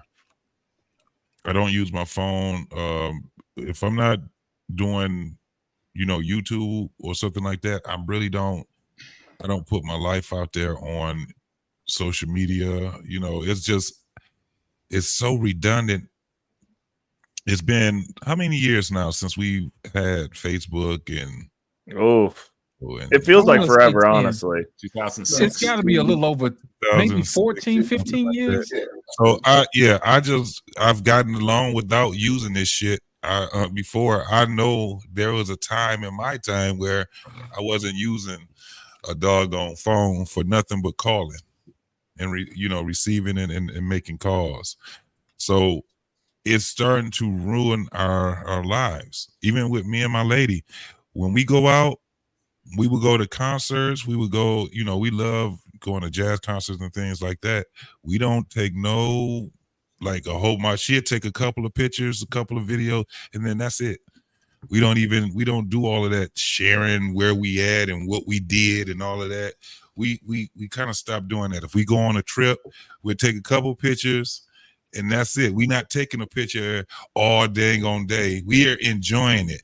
I love being able to have the video in my mind. I love being able to, me and her talk, and we are talking about the funny times we had. It's not as funny on video as it is when you can have it in your mind and you can remember and talk about it. It's just, those are the things that I'm staying clear of that social media shit like that, because I see what it's doing. And there's people out here right now, they're more depressed. I think they're depressed because people telling them that they're depressed. Right. I don't even believe they fucking depressed. Well, no, man, it's hard to believe it. You just don't know. They trans, I don't know. They trans everything now, so they can be it's emotional. I don't know. It's emotional. Some Trans Ams, they laughing and joking, but they're sad. It's like you don't know. It's crazy, man. It's crazy right now. I'm not about to be fooled. You ain't gonna tell me that up is down. It's just not gonna happen with me. So if I'm gonna be people's enemy for calling it how I see it, that's just what it's gonna be. I'm not falling in that. And I'm telling you, when you got people want to be governed, they want to be told everything, where to go, how to live, how to think. Mm-hmm. This is what they want to be governed. It's funny to me. Wow, complaining about the government. It's crazy to me, man. It's crazy. So that's my thing is I definitely want Black Man to come up with another something that's close to this, because we could talk about this on a whole bunch of things. Part 2 coming. Don't say it too loud because we're gonna have part 2 next week. Watch. Yeah, we definitely can, man. It's just been some really good conversations, man. Not only on Black Man Unfiltered, but man, I'm telling you, Mike, he's been pretty good with his content too, man. So who's Mike? Trigger Mike. Mike, I you a hater, bro. Why, Mandrell? I told you because I have your answer. I have your answer, on the JT. platform with that bullshit. Look, JT, you're gonna agree with me on this one, okay? Trigger Mike, they had what's that chick named, the Queen Maker, on that Levite Network or whatever. She comes up there with that WYSIWYG nonsense. All lies, and Did you still say beat them in the debate. WYSIWYG. WYSIWYG, yep. I sure did. WYSI, Oh no! He came with that WYSIWYG bullshit. That wasn't the trick All of Mike's show, lies. though. Hey, he was there. RP and didn't say any better than anyone else. Yeah, but that wasn't the trick of Mike's show. That was don't matter. You were there. Hey, RP, if you were there, hold on. If you were there, RP, you'd be now. getting the smoke too. No, I You wouldn't. would be getting the smoke too if you were there. No, I would Yes, not. you would. No, I All would of those not. guys. Well, I get with what you said because they started arguing amongst themselves. It was like, what the hell? Exactly. She came up there and then let them dog walk each other while she dog walked them. it was Like it was terrible. Right. And you go Real like, you bad. can't beat that. That's what you can't beat. Yeah, look, I'm not That wasn't interested, there. in, I'm old enough that I interested wouldn't in talking to her at all. I'll be Exactly, devastated. JT. I even what's his name? Obsidian, one of the founders Yeah. of the founders of the Manosphere. Yeah, I told him. Obsidian. I got on the panel. I said, Obsidian, I better not see that chick on your platform. Otherwise, you gonna get it too. Yeah, that makes no sense. I flat out told him. Yeah. What? There's some Obsidian will conversation to tear be a new had one, there. though, man. Hey, Obsidian look, will tear a new one. No, yeah, Bro. but here's the thing: there's no point in having her on your show, on your platform. There's no point. you Now, gonna he make said, make yourself upset. No, Payne, you definitely can't be talking to her. Because all you gonna be saying, I'm gonna tell you what you're gonna be doing. Let me explain.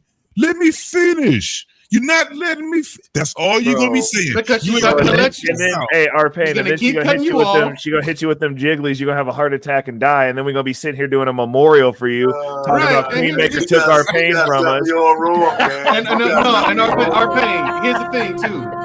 Here's what's gonna happen, our pain. You're gonna be talking to that chick. Our pain is gonna be talking to that chick. Okay, and our pain is gonna get so frustrated. Yes. He ain't gonna. Look, he's not even gonna know what to do with himself. No, Like, no. listen, that when you chick, see her up there with her hat like this, our bro, it's conversation. over. You guys, after our conversations, you guys will be. I'd have like 1,000 subscribers in a day. No, I don't. Listen, if I gotta have her on my platform, You won't be able to get the conversation out because this is what you're gonna be hearing. She's gonna be talking and she's gonna be like, see, you ain't never read Watermelon. And if you a pack of pickled peppers, Peter Piper pick, and you're gonna be like, you're what? right. Our pain gonna be sitting there like, what? He gonna be confused the whole time. Like, what are you talking about? What are you talking about exactly? Our Talking pain about, gonna have be you like, ever what are you talking had- about, lady? Have you ever eaten a leadership pickle before? I you ain't a bet you leader. You never had a read leadership pickle. Jello with pears in it. You ain't Hey, never read that book, have you? Listen, let's be honest, guys. If you ain't never argued and won against a 1970s pimp from a black exploitation movie, you ain't gonna win in a panel battle with her. She gonna put her hat on like this. Next thing you know, you're gonna be selling a little bit, talking about you sell a bit. Like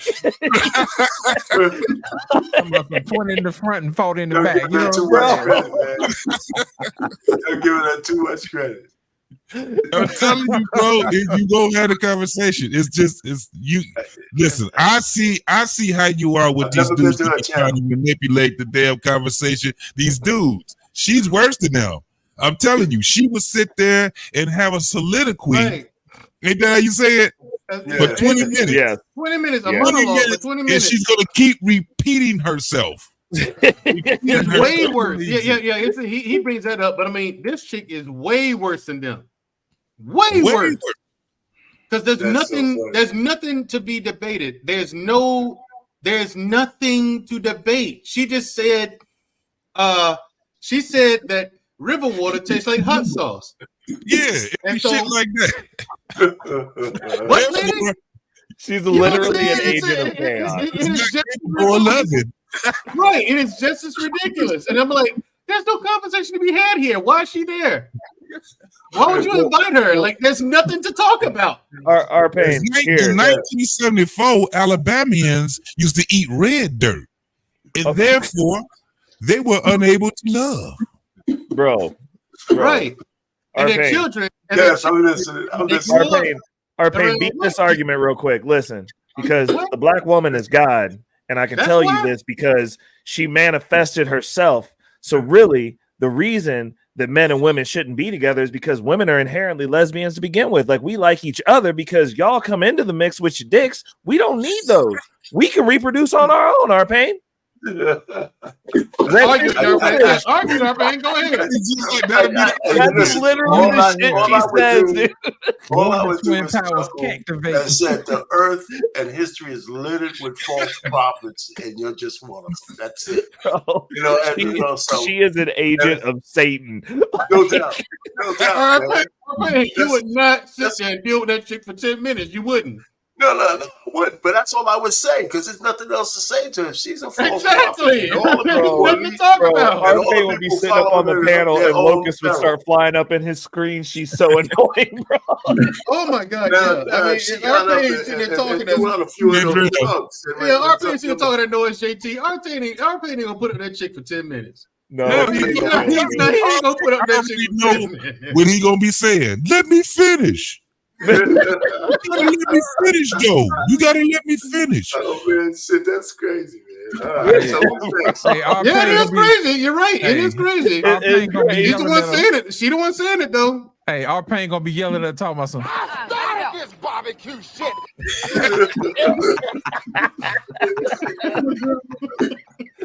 Did you hear what I said? That's right. Come on, Trey. Oh, snap. Double Trey tonight. That's right. First of all, I just want to thank y'all, at least allow me to come up and, being a part of this. It's always good. Y'all have made me laugh today.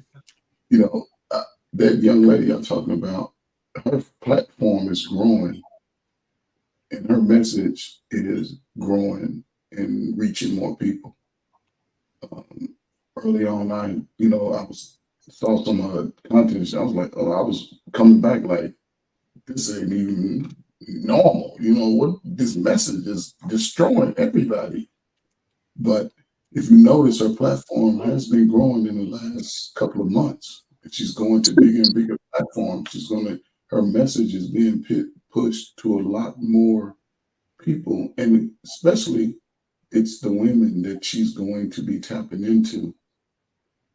And if her message is allowed to resonate, it's going to be even more damaging going forward.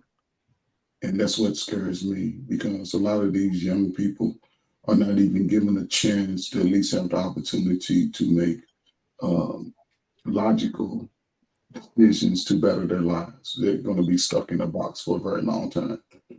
And again, we should prepare ourselves to get the blame for that. It's just unfortunate with me, that's why, as we talked earlier, just try to, if you want to be that, in that space, if you want to be that change maker, I think, everybody can play a little part. I'm not saying you overextend yourself. One thing you can do is give them the information, give them the love, give them the knowledge, and it's up to them to navigate with that. And not even stop with one person, they must be willing to connect with 2 or 3 different dots. I think all of us have paid our dues and worked through those puzzles and put them pieces together and connected with people that can help you do things. I think just over, a little bit being more consistent, because right now, us as a nation of people, like y'all say, man, this is hell on earth right here. It's rough. And I don't know, man. I hope all of us continue to do our work, within our families, our own children. But man, I'm scared out here for these youth. I got young sons, young daughters, but they're young adults, but they can't navigate like we used to. They're not congregating male, female, just to be able to share information. And, they can't even go dance no more. Like you said, they told that they being depressed. Just because you're quiet, it's not normal to do normal stuff today. Mm-hmm. They're challenging these young women to get out here and be a baby mama. The same information they're saying that they scared, and it's hard, but you tell me, be a single mama. What? Now you got, your life is about to basically be destroyed because once you become a single parent, you're pretty much going to live below the poverty level anyway for a very long time. You know, and I think, you know, young men, just continue to fight, continue to, you know, do what you've always done. Expect to put in the work so you can be prepared for that blessing. You know, I appreciate y'all. I think this is going to be good going forward. I know all y'all got some good energy. Y'all going to get out there and love on these young folk like we going to do. We're going to do our part like the elders did to us. Yeah. And, you know, other than that, man, you know, everybody have a good weekend. Take a bath, get some bubbles on you, relax, you know what I'm saying? Get a massage, smoke your hookah, your cigar, or whatever. And, you know, and get ready for work and the next week and be a man all over again. Ain't it good? Yeah, it is. Yep. That's right. Appreciate it, Trey.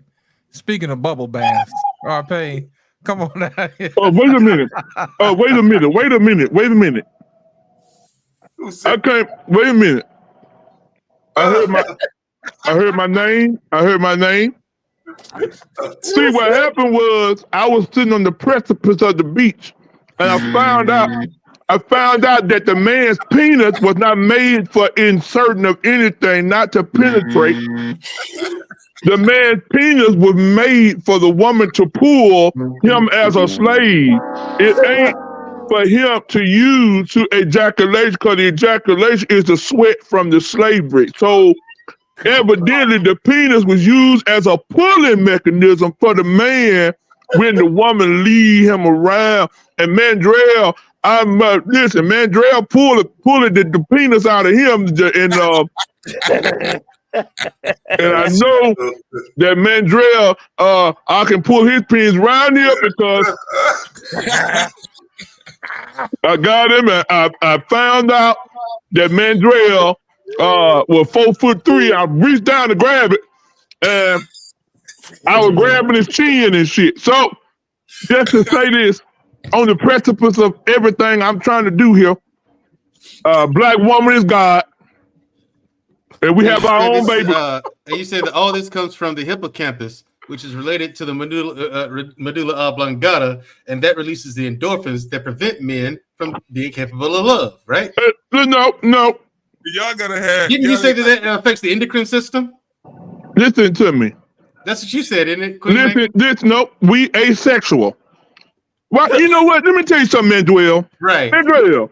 Let me tell you something, Mandrell. Go right ahead, ma'am. When it comes to the woman body, the first body ever found on planet Earth was that of a woman. There was no man around who was asexual, who was able to get ourselves pregnant. That's not what that means, ma'am. That means that those are the first bones that we found so far. No, see, that's what the men do. See, that's what they do. Look at him. See, look at him. See, look at him. Everybody, look at him. See, that's what they do. Right, our pain. Really, dude? You think you're gonna put up with that for long? I got my money on 10. Our pain 10 our minutes. pain no better. Our pain no better to mess with the baker, the queen maker. That's all I got. Our pain ain't got the patience for it. I don't have the patience for it. I'm not gonna sit here and lie. So man, hold on, so Mandrell, I didn't see no pictures of me naked, Mandrell. You thumbed up. Why would I want to see Queen maker naked? Mandrell, did she tell you go do and you went and doed it? Man, that shit. No, here's the thing. This is a person I've never spoken to, nor do I have any interest in speaking to. Never spoken to her. I'm just like, and that's why I make fun of everyone who talks to her. Like, fellas, what are you doing? You know what I'm saying? Like, fellas, what you know are you how doing? bad it is to lose an argument to somebody who talks dumb, like for real in real life. Hey, you know what? You know what though? As stupid as we are, why she doing it? As stupid as we are, fellas. I would love for her to pop up in the back. I would bring her up. We would roast her ass for 35 minutes. I would leave. Seriously, if she popped up in the back and if she popped up on my show and you brought her up, I'm leaving. I'm out. I have no show. Yes, I'm leaving my own show. You bring her up, I'm gone. Mandrell. Immediately. We do need to do another show, Mandrell. We gotta get Shoo. We gotta get Shoo, get Black Man. Shamaria's not gonna talk to her.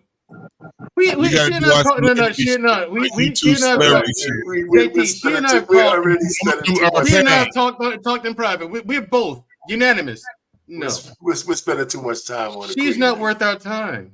Yeah, so let's let Yeah, it ride. right. Let's get on the fellas who are dumb enough to bring that chick on the panel, and then we can up to lose. Man, fuck, Drea, fellas? you better not run from no damn queen maker. I ain't running. I got better things to do, man. Bitch. Call it what you want. Go find your flat Pillsbury biscuit pink pudding pop.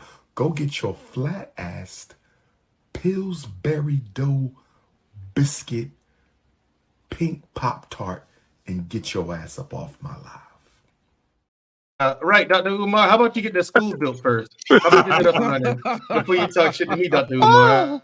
How about we do that, and let me help you out here right now.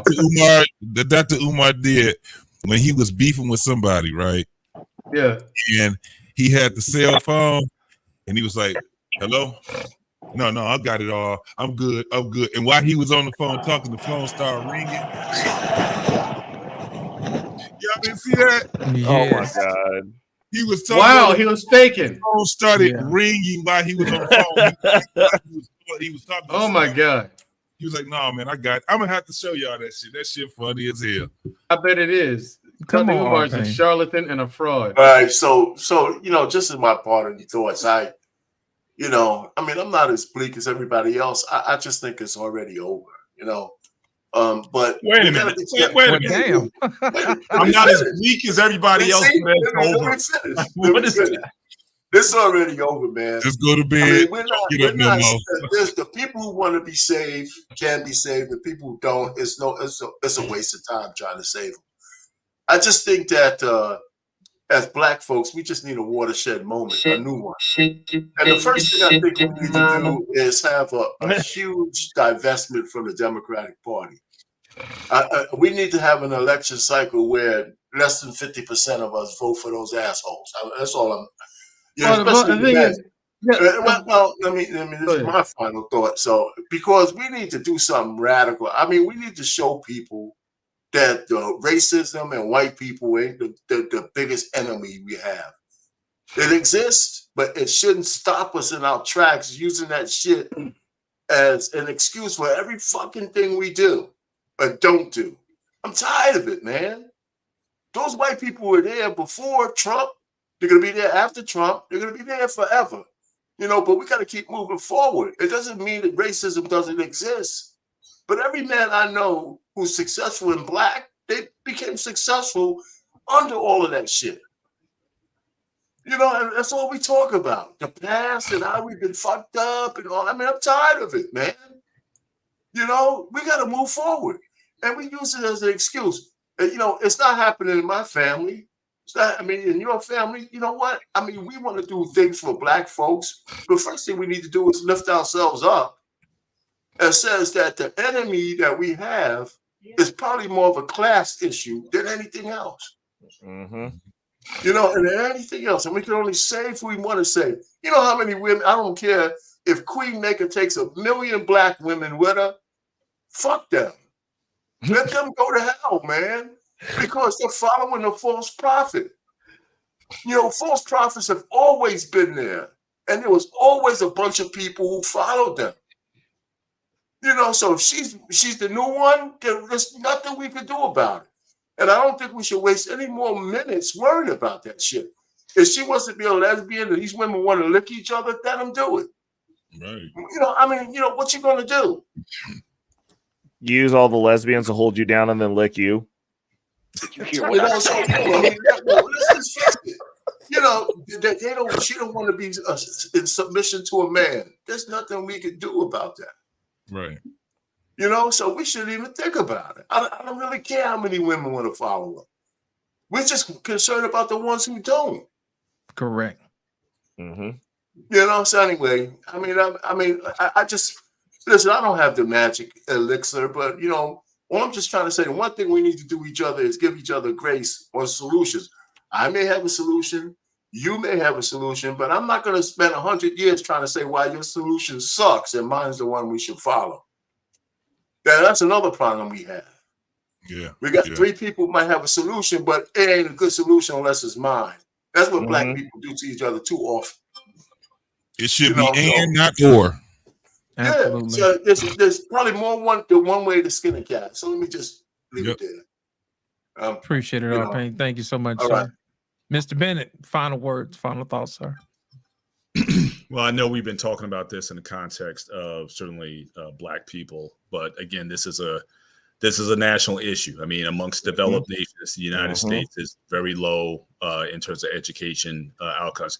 Having said that, though, we're still like the #1 innovators in the world. A lot of these people from these countries, they still come here, especially for postgraduate and postgraduate education, because the environment is here.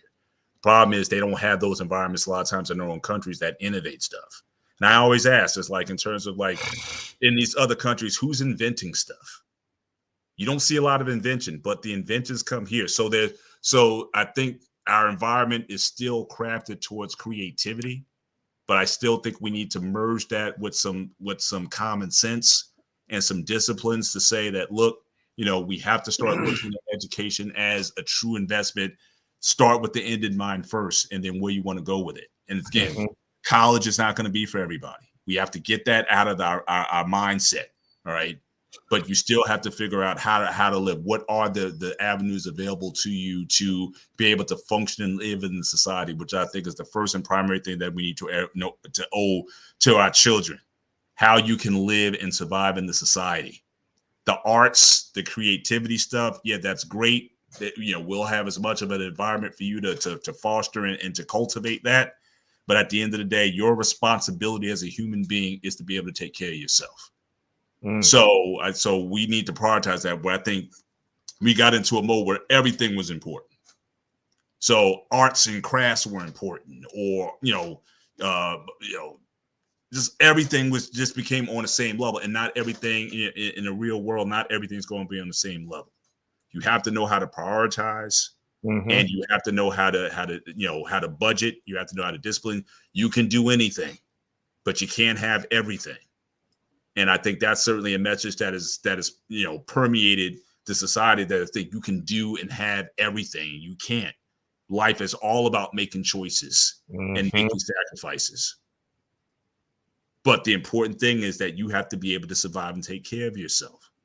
And so I think our educational system needs to reflect that. I think we need to start giving, more realistic pictures to our kids in terms of what is possible, and give them the options so they can make more informed and wiser decisions, rather than selling them a dream that you can be anything you want to be. No, you can't. I'm tired of that narrative that you can be anything. You're going to have some aptitude, you're going to have some gifts or whatever that hopefully we can catch early, and hopefully we can put you in spaces. But again, there's certain things that you're going to be required to do. And some of those other things, you're going to have to treat them as hobbies, as pastimes or whatever. Yeah, get your mind right or whatever. Yeah, play your instrument, play your flute or your saxophone, all you want. But if you think you're going to go and spend $400,000, $300,000 and go to Juilliard, and you wind up playing saxophone on the street corners or whatever, I mean, that's, we've been selling this dream, too long. And I think we need to, be more honest and realistic with our kids in terms of, projection, how this world works. And if you might be the one who gets out there and so you say, hey, look at that person got there and tried, you're still talking 1 in a million. It's 1 in a million artists, 1 in a million NBA players, 1 in a million football players, 1 in a million baseball players. So we have to give have honest conversations with our young people about what is possible out there. But we've made everything possible through social media, through just seeing stuff. But again, you're still talking about 1%. Most of the wealth in this country is still tied up in the 1%. So we got, so again, we just, we got to have those real conversations. And I think a lot of it starts there. And then for those who are willing to work through the system, has been said earlier tonight. Yeah. Take 1 or 2 of these kids on and show them the real, and show them, what they, what they can and can't do, and give them direction, and give them opportunity if that opportunity is available to them. But yeah, we need to. It starts here. This this American dream thing, I think needs to be met with some real reality, and give these kids what they need to make better choices. Absolutely. Thank you, Mr. Bennett. Ladies and gentlemen, I want to thank you guys for coming out. If you don't mind, hit the like button, hit share, hit subscribe on your way out the door. Tonight's topic was strict structure equals success. Given choices equals failure. Other countries excel over our children. My thing is this: we should make sure that we look at education in its proper context. Education is something that does not stop once you graduate school. Education is something that you have to continue on throughout your life. You learn every single day of your life, getting better at what you do.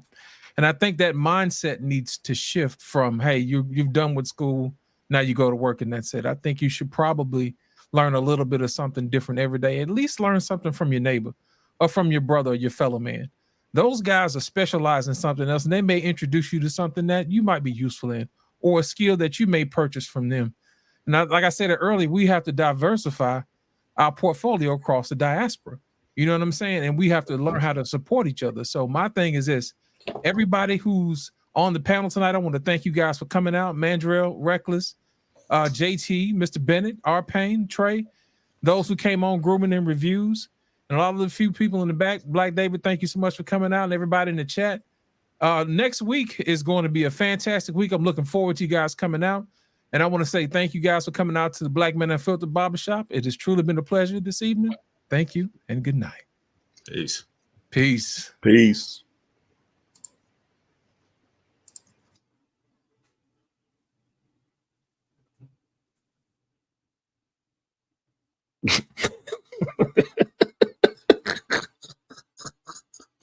The hell is Black David? Black David? He zapped himself out.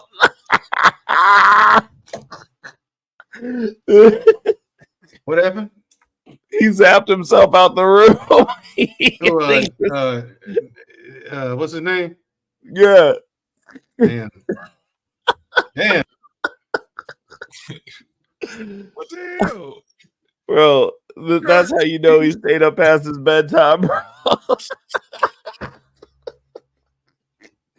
Wake up, David, and shut this show off. So anyway, this is Black Man Unfiltered right now. This after hours. It's your boy Reckless, Straight and Narrow with man. Wait, are we live still? Yeah, we're still live, bro.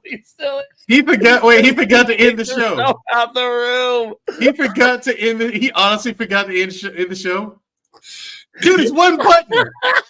It's one button. It's in the upper right hand corner. It's one button. Instead of that, we hit the red X, honestly. And none of us have admin rights. He was like removing everybody from the room. And he just dropped himself. Wow. Yeah. But he killed himself. Like he left the studio.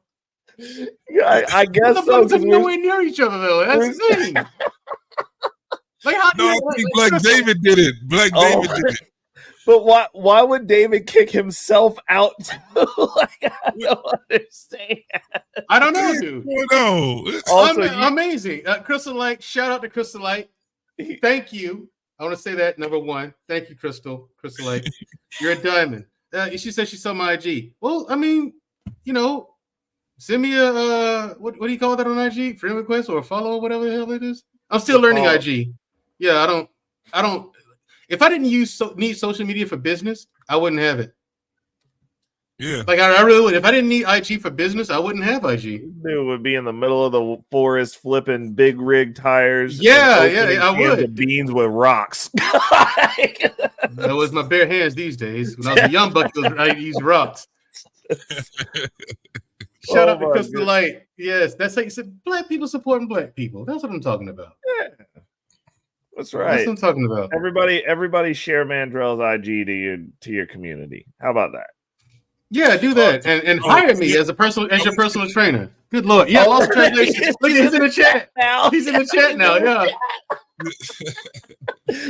Yeah, we wasted money. Yes, you did. Yes, you did. Now you getting these jokes. Where you go? Come back in the building. Like, What you doing outside? We has about to have the start link, doing doesn't he? reaction videos now, bro. Like he's the thing. He has to have the link. Yeah, doesn't he? while we still, I'm gonna be tomorrow, man. I'm coming out of hiatus, Mandrell. You I'm are? about to do my, yeah, I'm gonna do a show tomorrow. Uh-oh. Pretty much. Yeah, it's gonna be some ratchet shit that I'm gonna be doing. Gotcha. It's gonna be Like I said, Reckless. I don't understand it. Like, it's 3 times more expensive to hire me in person. 3 times more expensive, but you don't. And a personal trainer at those prices, like you would really. Black David woke up. All right, Black David. Well, you know, you have to go. You know we still live, right? You know I do. I know we still live. So let me end this show tonight. Talk about that guy because I was doing so much tonight. I don't know who's saying what now. I got Background rolling, bro. JT, my end is not registered. My end is not registered. I come from a polygamous background. What happened, Black David? My wife is Trinidadian.